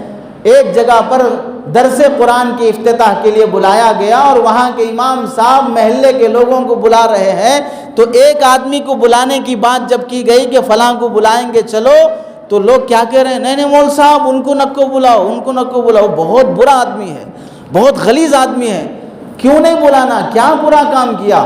تو کیا کہہ رہے ہیں؟ 3 شادیاں کر لیا ہے، 3 شادیاں کر لیا ہے، اور ان کے جو ناجائز تعلقات ہیں وہ کوئی برا نہیں ہے، آتے چلتے پھرتے اپنی آفس میں کسی کو بھی دیکھ لو، کہیں بھی منہ مار لو، یہ سب چلے گا۔ اگر حلال طریقے سے کسی کا سہارا بنا ہے تو پھر وہ گوارا نہیں ہے، حلال گوارا نہیں ہے، حرام گوارا ہے۔ دیندار گھرانے میں بیوی کے انتقال کے بعد باپ کی عمر 45 سال کی ہے، 50 سال کی ہے، بیوی مر گئی ہے، کووڈ سے مر گئی، کسی اور بیماری سے مر گئی، 50 سال کی عمر کے بعد اب یہ باپ 70 سال تک جیے گا، 80 سال تک جیے گا، اور 20-30 سال اللہ نے اس کی عمر رکھی ہے۔ وہ باپ اپنی مرضی سے نکاح کر کے آتا ہے تو دیندار گھرانے کے بیٹے یہ کہتے ہیں، ابا آپ نے ہماری ناک کٹا دی، آپ کہیں منہ کالا کر کے آتے تو بھی گوارا تھا، شادی کیوں کی ہے؟ یہ دیندار گھرانوں کا حال ہے۔ جس سماج نے حلال کو حرام سمجھ رکھا ہے، جس سماج میں شادی جیسی نعمت کو لوگوں نے بوجھ بنا دیا ہے، اب یہ بے حیائی، مسلمان لڑکیاں غیروں کے ساتھ جانے کے واقعات کیوں پیش آ رہے ہیں؟ اس کا پہلا سبب یہ ہے کہ مسلمان لڑکیوں کے شادیوں کے مسائل مشکل ہو گئے۔ کتنے دیندار، کتنے دنیا دار اپنی اولاد کی شادی کے لیے، کوئی ہے جو معمولی شادی میں معمولی خرچ پر نکاح کرتے ہوئے فخر محسوس کرتا ہو؟ اللہ کے نبی علیہ السلام کے 11 نکاح، نبی کے نکاح سے بڑھ کر دنیا میں کسی کا نکاح نہ آج تک ہوا نہ ہو سکتا ہے، ویسی برکت والا نکاح نہ ہوگا نہ ہو سکتا ہے۔ صحابہ کا نکاح، نبی کی بیٹیوں کا نکاح، اس سے برکت والے نکاح ہو ہی نہیں سکتے ہیں۔ اللہ کے نبی کے نکاح میں ولیمہ ہو رہا ہے، ولیمے میں کھانا نہیں ہے۔ صحابہ کو فرماتے ہیں تمہارے گھر میں جو جو پکا ہے سب لا لو، دسترخوان پہ ڈالو، اس کو ملا دو اور کھاؤ، یہی میرا ولیمہ ہے، نبی کا ولیمہ ہے۔ اللہ کے نبی علیہ السلام کی چہیتی بیوی حضرت عائشہ، سب سے چہیتی بیوی، 11 بیویوں میں کنواری بیوی، ان کا نکاح ہوا، اور ولیمہ کیا ہے؟ پڑوس سے ہدیے میں دودھ آ گیا، وہ دودھ کا پیالہ ہے۔ اللہ کے نبی صحابہ سے فرماتے ہیں دودھ پینا شروع کرو، دودھ پیتے گئے اور فارغ ہونے کے بعد کہ یہی میرے ولیمے کی دعوت ہے۔ آج اگر کوئی مسلمان آدمی اس طرح دعوت کرے تو سچ بتاؤ صرف عوام نہیں، دنیا دار نہیں، دیندار بھی تعجب سے بولیں گے یہ شادی کا کیا طریقہ ہے، یہ شادی کا کیا طریقہ ہے؟ اللہ نے دیا ہے تو خوب کرنا چاہیے، اللہ نے دیا ہے تو پھر دینا چاہیے، اللہ نے دیا ہے تو کرنا چاہیے۔ لیکن اللہ نے کیا نبی کو نہیں دیا تھا؟ اللہ نے کیا نبی صحابہ کو نہیں دیا تھا؟ وہ کیوں سادگی سے کر رہے ہیں؟ حضرت عبد الرحمن بن عوف رضی اللہ تعالیٰ عنہ اتنے بڑے صحابی اور ایسے مالدار صحابی، کروڑوں بلینر ملینر، اس دور کے لاکھوں سونے چاندی کے جس کے پاس خزانے تھے، وہ نکاح کر رہے ہیں مسجد مدینے میں، اور سرکار دو عالم صلی اللہ علیہ وسلم کو بھی اپنے نکاح میں بلانا گوارا نہیں کرتے ہیں، ضرورت نہیں ہے۔ اب بتاؤ اگر اس وقت اللہ کے نبی علیہ السلام بالفرض دنیا میں ہوتے اور یہ معلوم ہوتا کہ نبی وہاں مدینے میں باحیات اور زندہ ہیں، ہم یہاں سے ورنگل سے جا کر اگر نبی کو دعوت دیں گے تو اللہ کے نبی ہمارے نکاح میں آئیں گے، تو کون نوجوان ایسا ہے جو اپنے نکاح میں نبی کو بلانا نہ چاہتا ہو؟ ہم تو اپنے نکاح میں اپنے استاذ کو بلانا، کسی پیر کو بلانا، کسی حضرت جی کو بلانا، کسی بزرگ کو بلانا سعادت سمجھ کر جوڑ لیتے ہیں کہ ہمارے نکاح میں فلاں ہے فلاں ہے فلاں ہے۔ تو جب ان کا آنا اگر سعادت ہے تو نبی کا آنا کتنی بڑی سعادت کی بات ہے۔ لیکن مدینے میں ہوتے ہوئے صحابہ اللہ کے نبی کو اپنے نکاح میں بلانے کی ضرورت محسوس نہیں کرتے۔ پتہ چلا نکاح سنت والا وہ نہیں ہے جس میں شخصیتیں آئیں، نکاح سنت والا وہ ہے جس میں نکاح کا خرچ کم ہو، نکاح کا بوجھ کم ہو۔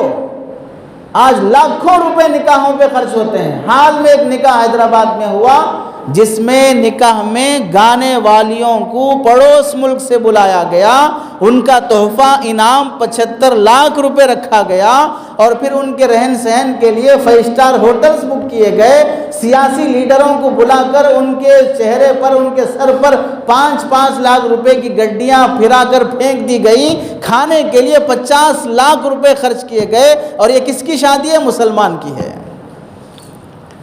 اور مسلمان کہتا ہے ہمارے پاس مال نہیں ہے، پیسہ نہیں ہے، اکنامک گر گئی، تجارتیں ٹھپ پڑ گئی، فلاں ہو گیا۔ مسلمانوں کی مالداری دیکھنا ہو تو ان کی شادیاں دیکھ لو، مسلمانوں کی غریبی دیکھنا ہو تو ان کی مسجدیں دیکھ لو۔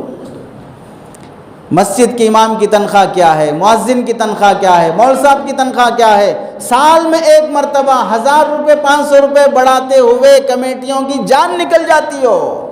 مصلیوں کو سالوں گزر جاتے ہوں اپنے امام کو اظہار محبت میں کوئی تحفہ ہدیہ دیتے ہوئے، اور جب فضول خرچی میں پیسہ اڑانا چاہتے ہیں تو پھر شادیوں میں لاکھوں اڑائیں گے۔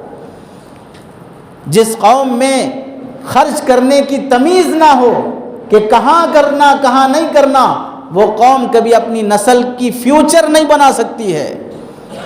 اس قوم کو کمانے کے لیے وینچرز چاہیے، اس قوم کو کمانے کے لیے فنکشن ہال چاہیے، اس قوم کو کمانے کے لیے بڑی بڑی بلڈنگیں چاہیے، لیکن اس قوم کو کمانے کے لیے، اپنی نسل کو بچانے کے لیے کوئی صحیح اسلامک اسکول نہیں چاہیے، ان کا اپنا کالج نہیں چاہیے، ان کی اپنی یونیورسٹی نہیں چاہیے۔ 90% مسلمانوں کے ایریے رہیں گے، 90% مسلمانوں کے بچے رہیں گے، لیکن اسکول کس کا؟ کرسچنز کا۔ اسکول کس کا؟ غیروں کا۔ اپنا اسکول نہیں، ہمارے مسلمانوں کے اسکول میں پڑھائی اچھی نہیں ہوتی، وہاں پڑھائی اچھی ہوتی ہے، وہاں پڑھائی اچھی ہوگی لیکن ایمان کا سودا ہوگا.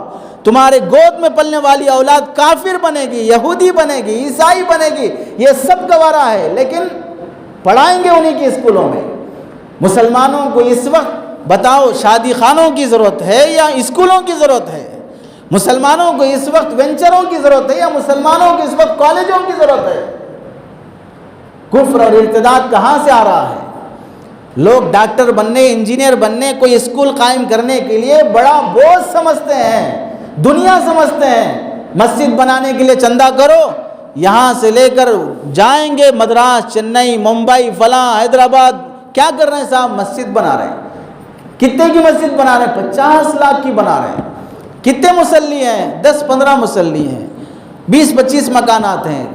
10 سال چندے کرنے میں گزر جاتے ہیں 15-20 مصلیوں کے لیے. اور کتنے بچے ہیں، کتنے گھر ہیں؟ 100 بچے ہیں، 150 بچے ہیں. ان کے لیے اسکول بنانے کے لیے کبھی چندہ کیا؟ ان کے لیے، ان کا علم، ان کو پڑھانے کے لیے کبھی کوئی محنت کی؟ کسی سے کہا کہ آپ ہمارے یہاں اسکول کھولیے، ہم جو کما رہے ہیں اس میں جو فیس ہو سکتی ہے ہم اپنے بچے کو پڑھانے کے لیے فیس دیں گے، بچہ پڑھے بھی اور اس کا ایمان بھی محفوظ رہے؟ نہیں، وہاں فری پڑھا دیتے ہیں، فیس کم ہے، وہ کسی کا بھی اسکول ہو. کتنی بے شرمی کی بات ہے، کتنی بے حیائی کی بات ہے. جس قوم میں اپنی نسل کے لیے صحیح اسکول قائم کرنے کا جذبہ نہیں ہے، وہ قوم کبھی اپنے بچوں کو نہیں بچا سکتی ہے. اب تم خود بتاؤ، بعض باتیں کڑوی لگیں گی اور لگیں گی، واقعتاً لگیں گی، اور ہم خاموش بیٹھنے والے نہیں ہیں. رواداری میں، طرفداری میں، ہمدردی میں اب بولیں گے تو کیا سمجھ جائیں گے، بولیں گے تو غصے میں آ جائیں گے، کوئی ضرورت نہیں ہے. سیدھی بات ہے، دماغ میں اترے تو اترے، نہیں اترے تو کوئی بات نہیں ہے. کتنے جلسے نہیں کرتے، کتنے اجتماعات نہیں کرتے، کتنے جوڑ نہیں کرتے، لاکھوں روپے لٹاتے ہو. ہمارے تبلیغ کے ساتھیوں کی بچیاں کہاں پڑھ رہی ہیں؟ دینداروں کی بچیاں کہاں پڑھ رہی ہیں؟ غیروں کے اسکول میں پڑھیں گی. بیٹھنے والا بازو غیر، پڑھانے والا غیر، اس کے پورا فرینڈ سرکل غیر. بے حیائی کی باتیں، فلمی باتیں، سیکس کی باتیں، گندی باتیں. اس ماحول میں پردہ نہیں، برقع نہیں، دین کی باتیں نہیں، حیا شرم نہیں. 10 سال پڑھی، 8 سال پڑھی، آنے جانے والا غیر، جس کے ساتھ بیٹھی وہ غیر، اور باتیں صبح سے شام تک فرینڈ جتنے بھی چل رہے ہیں وہ سب غیر ہیں. ایسے ماحول میں 8 سال 10 سال پڑھنے کے بعد بچی وہ ولیہ بن جائے گی، وہ نیک بنے گی، وہ غیر کی طرف آنکھ اٹھا کے نہیں دیکھے گی، وہ پردے کی پابند رہے گی. اسے کبھی دماغ میں ڈالا ہی نہیں گیا کہ مجھے پردے میں رہنا چاہیے. بازو بیٹھنے والی کل رات یہ فلم دیکھی، یہ سیریل دیکھی، صبح کلاس میں آ کے سنا رہی ہے ادھر بوائے فرینڈ ہے. اب سرکل پورا ایسا ہے کہ وہ لڑکی اس کا بوائے فرینڈ، یہ لڑکی اس کا بوائے فرینڈ، یہ لڑکی اس کا بوائے فرینڈ، پورا ماحول ویسا ہے. تو یہ بچی 8 سال وہاں رہنے والی شریف بن کے، رابعہ بصریہ بن کے، وقت کی ولیہ بن کے، آنکھیں نیچے جھکا کے، کچھ دیکھے بغیر آئے گی. یہ تصور ان ماں باپ کا ہے. ہماری بچی ویسا نہیں کرتی، ہماری بچی ویسا نہیں کرتی. پاگل ہو گئے ہو؟ اگر اس سرکل میں تم ہوتے تو تم بھی نہیں بچ سکتے. جہاں تم نہیں بچ سکتے وہاں اپنی اولاد سے یہ توقع رکھتے ہو کہ ہماری بچی ویسا نہیں کرتی. چلیے مان لیتے ہیں تھوڑی دیر کے لیے آپ کی بچی واقعتاً بڑی شریف ہے، جیسے آپ شریف ہیں، آپ کی بچی ویسا نہیں کرتی ہے. تو پھر بتائیے کتنے نوجوان ایسے ہیں کہ ان کی گرل فرینڈ ہے؟ کتنے نوجوان ایسے ہیں کہ ان کی گرل فرینڈ ہے؟ تو یہ گرل فرینڈ کہاں سے آئی؟ جنت کی حور ہے جو ورنگل کے نوجوانوں کے لیے آئی ہے، وڈے پلی کے نوجوانوں کے لیے آئی ہے. یہ جنت کی حور ہے. کس کی بیٹی ہے؟ ہماری بچیاں نہیں ہیں، لیکن اس کی گرل فرینڈ کس کی ہے؟ پھر یہ کس کی لڑکی ہے؟ پتہ چلا کسی نہ کسی گھر کی عزت لٹ رہی ہے، کسی نہ کسی گھر کی عزت لٹ رہی ہے. جب یہ حقیقت ہے کہ لڑکیاں اب سماج میں فیشن ایسا بن گیا کہ اگر کسی کا کوئی بوائے فرینڈ نہیں ہے تو اسے تانا دیتی ہیں، ارے تیرا کوئی بوائے فرینڈ نہیں ہے، تیرا کوئی بوائے فرینڈ نہیں ہے. فرینڈ شپ ڈے منایا جاتا ہے، فرینڈ شپ ڈے منایا جاتا ہے اور دوستی کرنا سکھایا جاتا ہے. 4-5 سال کے بچے کو اسکول کی ٹیچر یہ کہتی ہے کہ کل ریڈ کلر کا شرٹ پہن کے آنا، کل ویلنٹائنس ڈے ہے. میں تجھے تیری گرل فرینڈ سے ملاؤں گی۔ کون؟ ٹیچر 5 سال کے بچے کو یہ کہتی ہے، تو وہاں اس سماج میں ہمارا دماغ یہ کہتا ہے کہ ہماری بچی ویسا نہیں کرتی۔ ارے کالجوں میں، یونیورسٹیوں میں جو پروفیسر پڑھا رہے ہیں، ان سے جب ہم پوچھتے ہیں صاحب یہ مسلمانوں کا کالج ہے، یہ مسلمانوں کا ہے، یہاں کی بچی سے ہم رشتہ کر سکتے ہیں؟ تو وہ پروفیسر امانت داری سے کہتا ہے کہ صاحب یہاں کی بچی سے رشتہ نہ کرو۔ کیوں؟ وجہ کیا ہے؟ عقل مند کو اشارہ کافی ہے۔ جب ایسا بے حیائی کا ماحول رہے گا تو پھر دماغ میں نہیں آتا کہ ہم اپنی بچیوں کے لیے کوئی اسلامک اسکول قائم کریں جہاں پر صرف گرلز اسکول ہو، لڑکوں کا وہاں پر انٹرفیئر ہی نہ ہو، وہ الگ سے آئیں، الگ سے پڑھ کے جائیں تاکہ ان کی عزت محفوظ رہے۔ پورے مسلمان ایریے میں، پورے ضلع میں، مسلمانوں کے ایریے میں گنے چنے صحیح تعلیم والے 1-2 اسکول بھی نہیں ہیں، وہاں پر غیر آ کے اسکول کھول رہے ہیں، تو اب بتاؤ ارتداد کیوں نہیں آئے گا؟ ذہن بنانا اور ذہن بگاڑنا تعلیم کے ذریعے سے، ایجوکیشن کے ذریعے سے جتنا ذہن بگڑے گا، جتنا ذہن بنے گا، کسی اور سے نہیں بنتا ہے۔ ایجوکیشن سے آپ جو اب یہ نیو ایجوکیشن پالیسی کی وجہ سے پڑھے لکھے لوگ کیوں پریشان ہیں؟ اس واسطے کہ اب گھر سے جانے والا بچہ ABCD پڑھنے نہیں جائے گا، وہ مہابھارت اور گیتا پڑھنے جائے گا، وہ مذہب پڑھنے جائے گا۔ وہ گھر سے جاتے ہوئے تمہارا رہے گا، گھر آتے ہوئے وہ تمہارا نہیں رہے گا، وہ مسلمان نہیں رہے گا۔ ایجوکیشن سے دماغ بگاڑا جا سکتا ہے۔ اسی واسطے اکبر الہ آبادی نے کہا تھا کیا؟ یوں قتل سے بچوں کے بدنام نہ ہوتا، افسوس کہ فرعون کو کالج کی نہ سوجی۔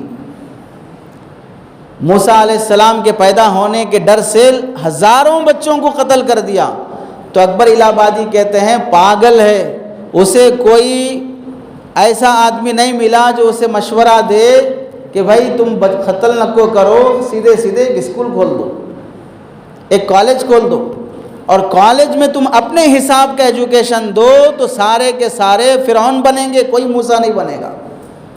یوں قتل سے بچوں کے بدنام نہ ہوتا، افسوس کہ فرعون کو کالج کی نہ سوجی۔ اگر وہ قتل کرنے کے بجائے فرعون کالج کھول دیتا تو سارے بچے فرعون بن جاتے، انہیں قتل کرنے کی ضرورت بھی نہیں پڑتی۔ حضرت تھانوی رحمۃ اللہ علیہ نے آج سے 100 سال پہلے کہا تھا، انگریزی پڑھانے اور انگریزی کا ماحول جو آج کل اسکولوں اور کالجوں میں دکھ رہا ہے، اس کی وجہ سے ہمارے بچے اور بچیاں ایسے بے حیا اور بے ایمان ہوتے جا رہے ہیں۔ فرمایا تھا کہ کالج کے داخلے سے فالج کا داخلہ بہتر ہے، کالج کے داخلے سے فالج کا داخلہ بہتر ہے۔ فالج کا مطلب پیرالائسس، آدمی کا ایک سائڈ کا حصہ ہوا لگنے کی وجہ سے پڑ جاتا ہے۔ کالج اٹیک کرنے سے بہتر ہے تمہیں فالج اٹیک کرے۔ فالج اٹیک کرے تو کیا ہوگا؟ ایک جسم آدمی کا ایک حصہ کام نہیں کرے گا، لیکن اگر کالج اٹیک کرے گا تو جسم نہیں بلکہ ایمان خطرے میں پڑ جائے گا۔ یہاں جسم بیمار ہوگا، وہاں ایمان بیمار ہو جائے گا۔ اس زمانے میں 100 سال پہلے کہا تھا، تو آج کے غیر اسلامی کالج اور اسکولوں کا کیا حال ہوگا؟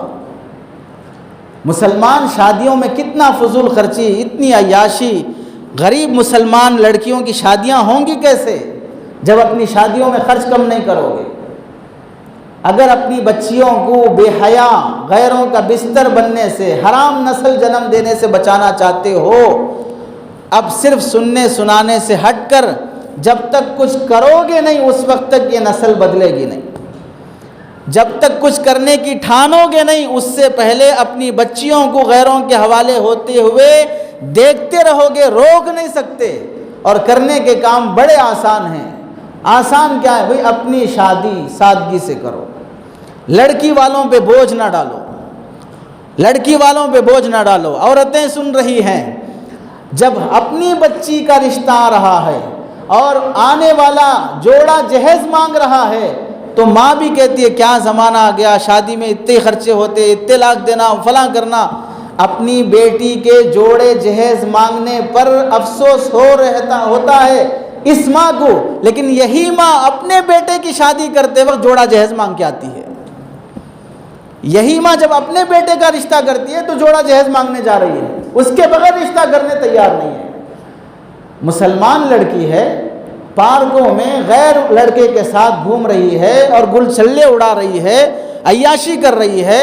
محلے کے باپ کو جا کے بولا گیا آپ کی بیٹی، آپ ہمارے بڑے ہیں، ہم آپ کو جانتے ہیں، آپ کی بیٹی فلاں کے ساتھ اس طرح رنگے ہاتھ دیکھی جا رہی ہے، آپ اپنی بچی کو سمجھائیے۔ وہ بوڑھا باپ کیا کہتا ہے؟ 10 سال سے رشتے دیکھ رہا تھا، ہر مسلمان آنے والا یہ کہہ رہا ہے کہ 5 لاکھ چاہیے، 10 لاکھ چاہیے، جوڑے کے پیسے، جہیز کے پیسے۔ میرا کوئی بیٹا نہیں ہے، میں بوڑھا ہو چکا ہوں، میری کوئی سرکاری نوکری نہیں ہے، اب بچی کی شادی کا وقت آیا، 10 سال سے رشتے دیکھ رہا ہوں، ہر کوئی لاکھوں مانگ رہا ہے، ہمارا گزارا ہی مشکل ہے تو اس کا پیٹ کہاں سے بھریں؟ اب ہماری حالت ہو گئی، اب بچی کی عمر بھی ڈھل گئی، تو میں نے بیٹی سے کہا اب ہم رشتہ نہیں دیکھ سکتے، تو اپنے لیے جو رشتہ دیکھتی ہے وہ دیکھ لے۔ اب بتاؤ، وہ بوڑھا باپ اپنی بیٹی کو آزاد چھوڑ دیا ہے تو اس میں کیا قصور صرف اس کا ہے، اس بیٹی کا ہے؟ اس سماج کا برابر کا قصور ہے جو ایسی لڑکیوں سے شادی کرنے کے لیے اس کی غربت اور فاقہ دیکھے بغیر لاکھوں روپے جو مانگ رہا ہے، وہ بھی برابر کا مجرم ہے اگر وہ بے حیا بن رہی ہے۔ مسلمان جب تک سادگی والی شادی نہیں کرے گا، ہزاروں لاکھوں لٹا کر شادیوں میں فخر جب تک کرتا رہے گا، اس وقت مسلمان بچیاں غیروں کا بستر بنتی رہیں گی۔ اور ہم دیکھتے نہیں ہیں، ہماری حس مر گئی ہے۔ اس واسطے 2018، 19، 20 ان 3 سالوں میں کتنی مسلمان لڑکیاں غیروں کے ساتھ گئی ہیں ہمیں اندازہ نہیں ہے۔ اللہ جزائے خیر دے اس بندے کو جس نے پورے ہندوستان کے رجسٹر میرج آفس جا کر وہاں کا ڈیٹا ہر شہر کا لے کر جو اس نے ڈیٹا جمع کیا ہے، اس نے لکھا 3 سال میں 1.5 لاکھ مسلمان لڑکیاں گئی ہیں۔ 3 سال میں 1.5 لاکھ مسلمان لڑکیاں گئی ہیں۔ کون بچائے گا؟ بچانے کے راستے کیا ہیں؟ اپنانے تیار نہیں ہیں۔ سادگی سے بغیر خرچ کے شادی کرو، ہرگز تیار نہیں ہے۔ جب تک شادیاں فنکشن ہالوں میں ہونے کے بجائے سادی سیدھی گھروں میں نہیں ہوں گی، جب تک شادیاں جوڑے جہیز کے بجائے سادگی سے اور لڑکی پر بوجھ ڈالے بغیر نہیں ہوں گی، اس وقت تک لڑکیاں غیروں کے حوالے ہوتی رہیں گی۔ اور دوسرا کام، جب تک مسلمان اپنے اسکول نہیں کھولے گا، اپنی بچیوں کو اپنے مسلمانوں کے اسکولوں میں نہیں پڑھائے گا، اس وقت تک ہماری لڑکیاں غیروں کے حوالے ہوتی رہیں گی۔ اپنے اسکول قائم کرنا، اپنے اسکولوں میں پڑھانا، جب تک یہ نہیں ہوگا اس وقت تک مسلمان لڑکیاں غیروں کے ساتھ جاتی رہیں گی۔ اور تیسرا کام، جب تک مسلمان اپنی لڑکیوں کو کسی جاب کے لیے بھیجنے سے رکے گا نہیں، جب تک مسلمان لڑکیاں غیروں کے پاس جاتی رہیں گی۔ ہوٹل میں دیکھو مسلمان لڑکی، شاپنگ مال میں دیکھو مسلمان لڑکی، وہاں پر دیکھو مسلمان لڑکی، آفس میں دیکھو مسلمان لڑکی۔ لڑکیوں کو کمانے کی ضرورت کیوں پیش آئی؟ کیا مجبوری ہے؟ ایک ہے شوق کمانے کا، یہ شوق پیدا کیوں ہوا؟ کس نے دماغ بنایا کہ مجھے خود کمانا چاہیے؟ جب ایک غریب باپ، جاہل، ان پڑھ، تھیلے اٹھانے والا، دھوپ میں گالیاں کھا کر محنت مزدوری کر کے لاتا ہے کہ مجھے دھوپ میں گالیاں سننا، پسینہ بہانا سب گوارا ہے، لیکن میری بیٹی گھر سے باہر نکلے مجھے گوارا نہیں ہے۔ اس عزت سے پالنے والے باپ کے ہوتے ہوئے پھر یہ بیٹی کو کیا ضرورت پڑی کہ وہ باہر نکل کے جاب کرے؟ اب جب جہاں جاب کرنے کے لیے جائے گی، بازو لڑکا بھی ہو سکتا ہے، وہ اچھا بھی ہو سکتا ہے، برا بھی ہو سکتا ہے، آتے جاتے ہوئے جاب کرتے ہوئے اس سے دوستی تعلق بھی ہو سکتی ہے، اس میں کتنے جاب کرنے والی لڑکیوں کی عزت نہیں چلی گئی؟ کتنے تم لوگوں نے نہیں دیکھا ہوگا اور تبصرہ نہیں کیا ہوگا، میڈیکل اسٹور میں کام کر رہی ہے مسلمان لڑکی اور بازو غیر لڑکا کھڑا ہوا ہے اور وہ دوائی اٹھانے کے بہانے سے غیر اپنی مسلمان بہن کو ٹچ کرتے ہوئے دوائی اٹھا رہا ہے، اور اس کی غیرت مر گئی ہے کہ وہ وہاں سے ہٹتی نہیں ہے اور اسے ڈانٹتی نہیں ہے، کیوں؟ دوستی ہو چکی ہے، اور سامنے گاہک کھڑ کے یہ منظر دیکھ رہا ہے، اس کے باوجود بھی حرکت ہو رہی ہے، تو بے حیائی کی حدیں پار ہو چکی ہیں۔ جب تک اپنی لڑکیوں کو جاب کرنے سے نہیں روکو گے، اس وقت تک لڑکیاں غیروں کے حوالے ہوتی رہیں گی، اور جب تک مسلمان اپنے ملک اور اپنے گاؤں کی روزی کو ترجیح نہیں دے گا، یہ حالات پیش آئیں گے۔ کیا کمانا ہے صاحب؟ 10th پاس ہو گئے، ڈرائیونگ سکھا دو، ویزا منگا دو، کویت بھیج دو، سعودی بھیج دو، فلاں بھیج دو، ٹھیک ہے، کمانے کے لیے جس کی روزی جائے وہاں جا سکتا ہے، لیکن شادی کے بعد اپنی بیوی کو ٹائم نہیں دے گا، 2 سال کے بعد آئے گا، تو پھر 2 سال تک اللہ نے جو فطری خواہش رکھی ہے وہ پوری کیسے ہوگی؟ وہ کیسے پوری ہوگی؟ اس لیے شادی شدہ عورتوں کے بدکاری کے جو واقعات پیش آ رہے ہیں، اس کی وجہ ہے کہ شوہر ایک لمبا عرصہ دور رہنا۔ ہماری روزی ہے صاحب، ہم کمانے جاتے ہیں، کون منع کیا ہے؟ جاؤ، لیکن اس کا حق کیسے ادا ہوگا؟ اب جب نہیں ہوگا تو ہم دیکھتے ہیں، اور دسیوں واقعات، جیسے ایک ڈاکٹر کے پاس دسیوں بیماریاں آتی ہیں، وہ چہرے پہ بھی بیماری ہے، وہ پیٹ کی بیماری ہے، وہ اندر شرمگاہ کی بیماری ہے، کوئی بھی بیماری ہو سکتی ہے ڈاکٹر کے پاس، ڈاکٹر کھول کے دیکھے گا، اس کا علاج کرے گا۔ ایسے ہی سماج کے جو معالج ہیں، علماء، ان کے پاس بھی دسیوں خاندانوں کے حالات آتے ہیں، ہمارے گھر میں ایسا ہو رہا، ہمارے گھر میں ایسا ہو رہا، ہماری بیوی کا یہ حال ہے، ہماری فلاں یہ حال ہے، ہم بتا نہیں سکتے کہ کس کے گھر میں کیا ہو رہا ہے، اور وہ تڑپ رہے ہیں کہ ہماری بیوی۔ دسیوں واقعات، 2 بچے، 3 بچے، 4تھے بچے سے پریگننسی ہے عورت اور وہ غیر کے ساتھ جا رہی ہے، 4تھے بچے سے پریگننسی اور غیر کے ساتھ جا رہی ہے۔ وجہ کیا ہے؟ شوہر 2 سال میں ایک بار آتا ہے، 1 مہینہ ہفتہ رہتا ہے، پھر چلے جاتا ہے۔ 10 سے 15 اسباب ہیں، جب تک ان اسباب سے بچو گے نہیں۔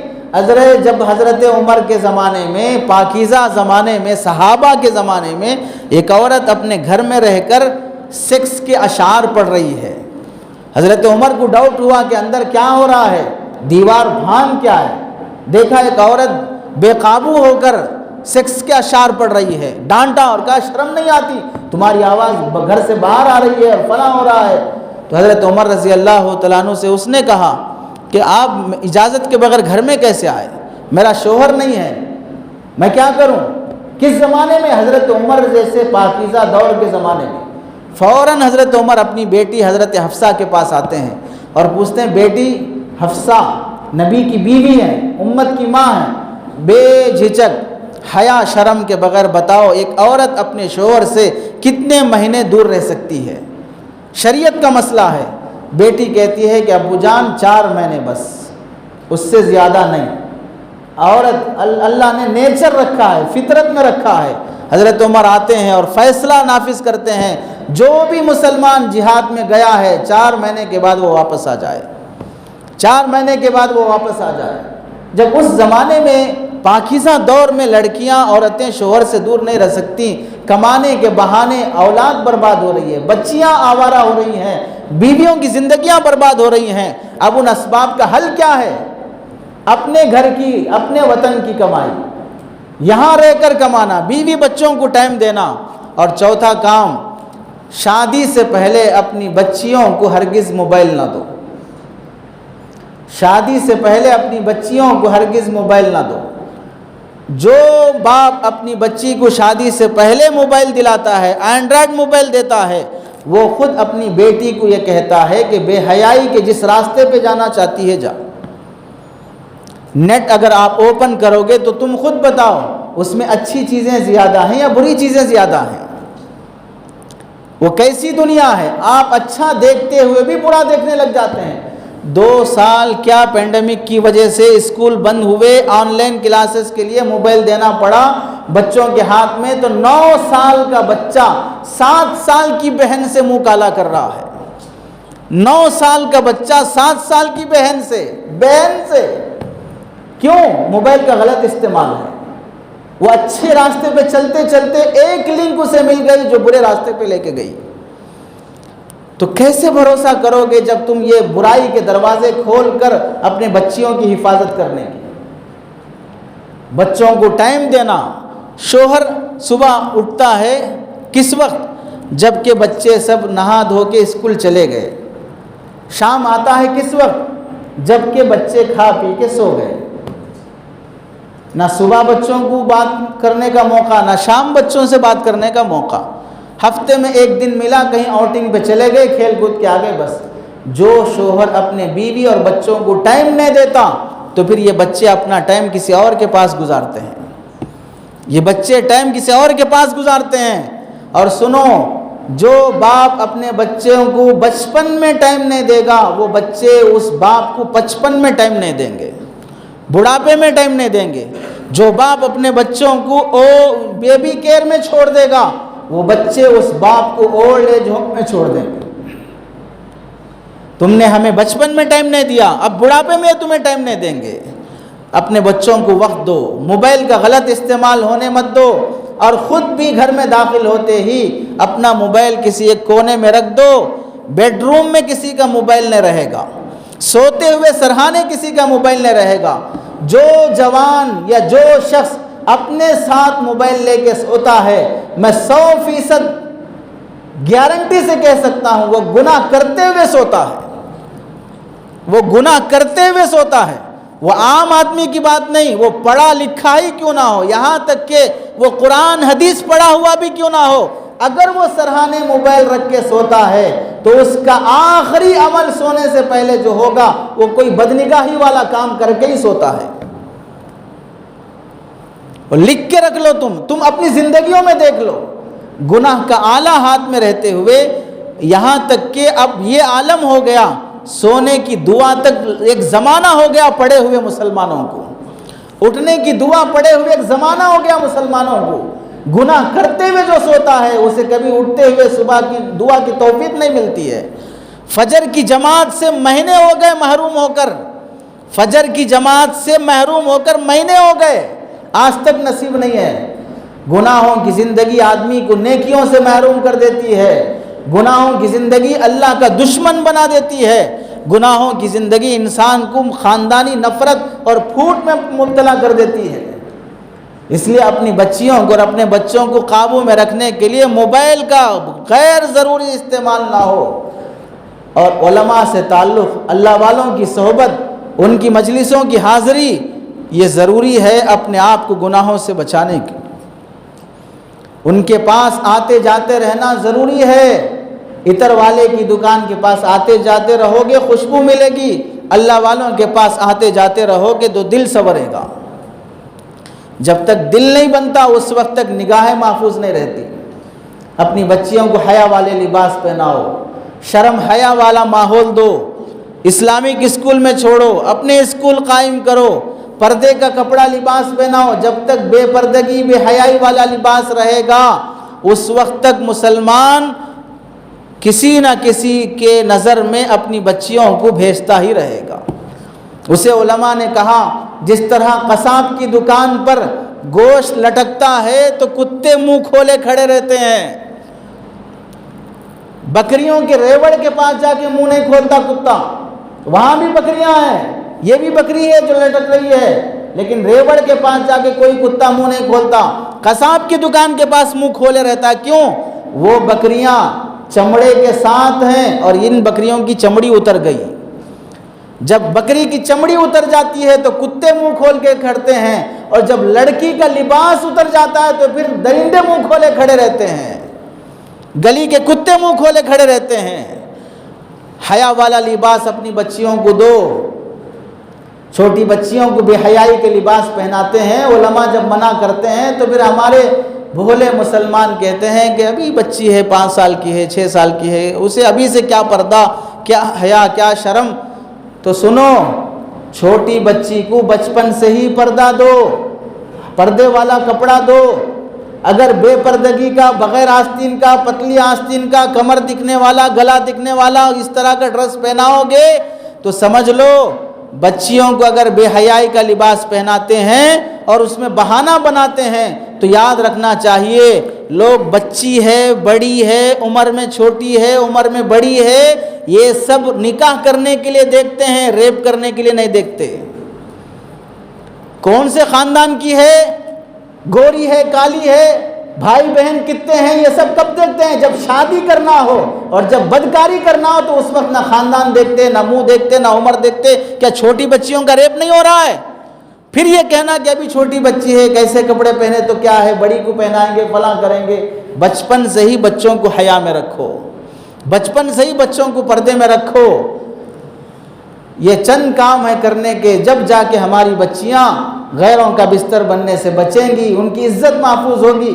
اگر کرنا نہیں ہے، صرف سننا سنانا ہے، باطل کس طریقے سے گھس کے آ رہا ہے، کیسے بے شرمی بے حیائی آ رہی ہے۔ اگر ہم مسلمان، ایک تو آپ حضرات کو مبارکبادی ہے کہ آپ میں اتنا جذبہ ہے کہ آپ حق بات سنیں، ضرورت کی بات سنیں، کڑوی کسیلی سنیں، لیکن کام کی بات سننے کا جذبہ ہے۔ آپ نے جلسہ رکھا، بلایا، اہتمام کیا، اللہ آپ کو جزائے خیر دے۔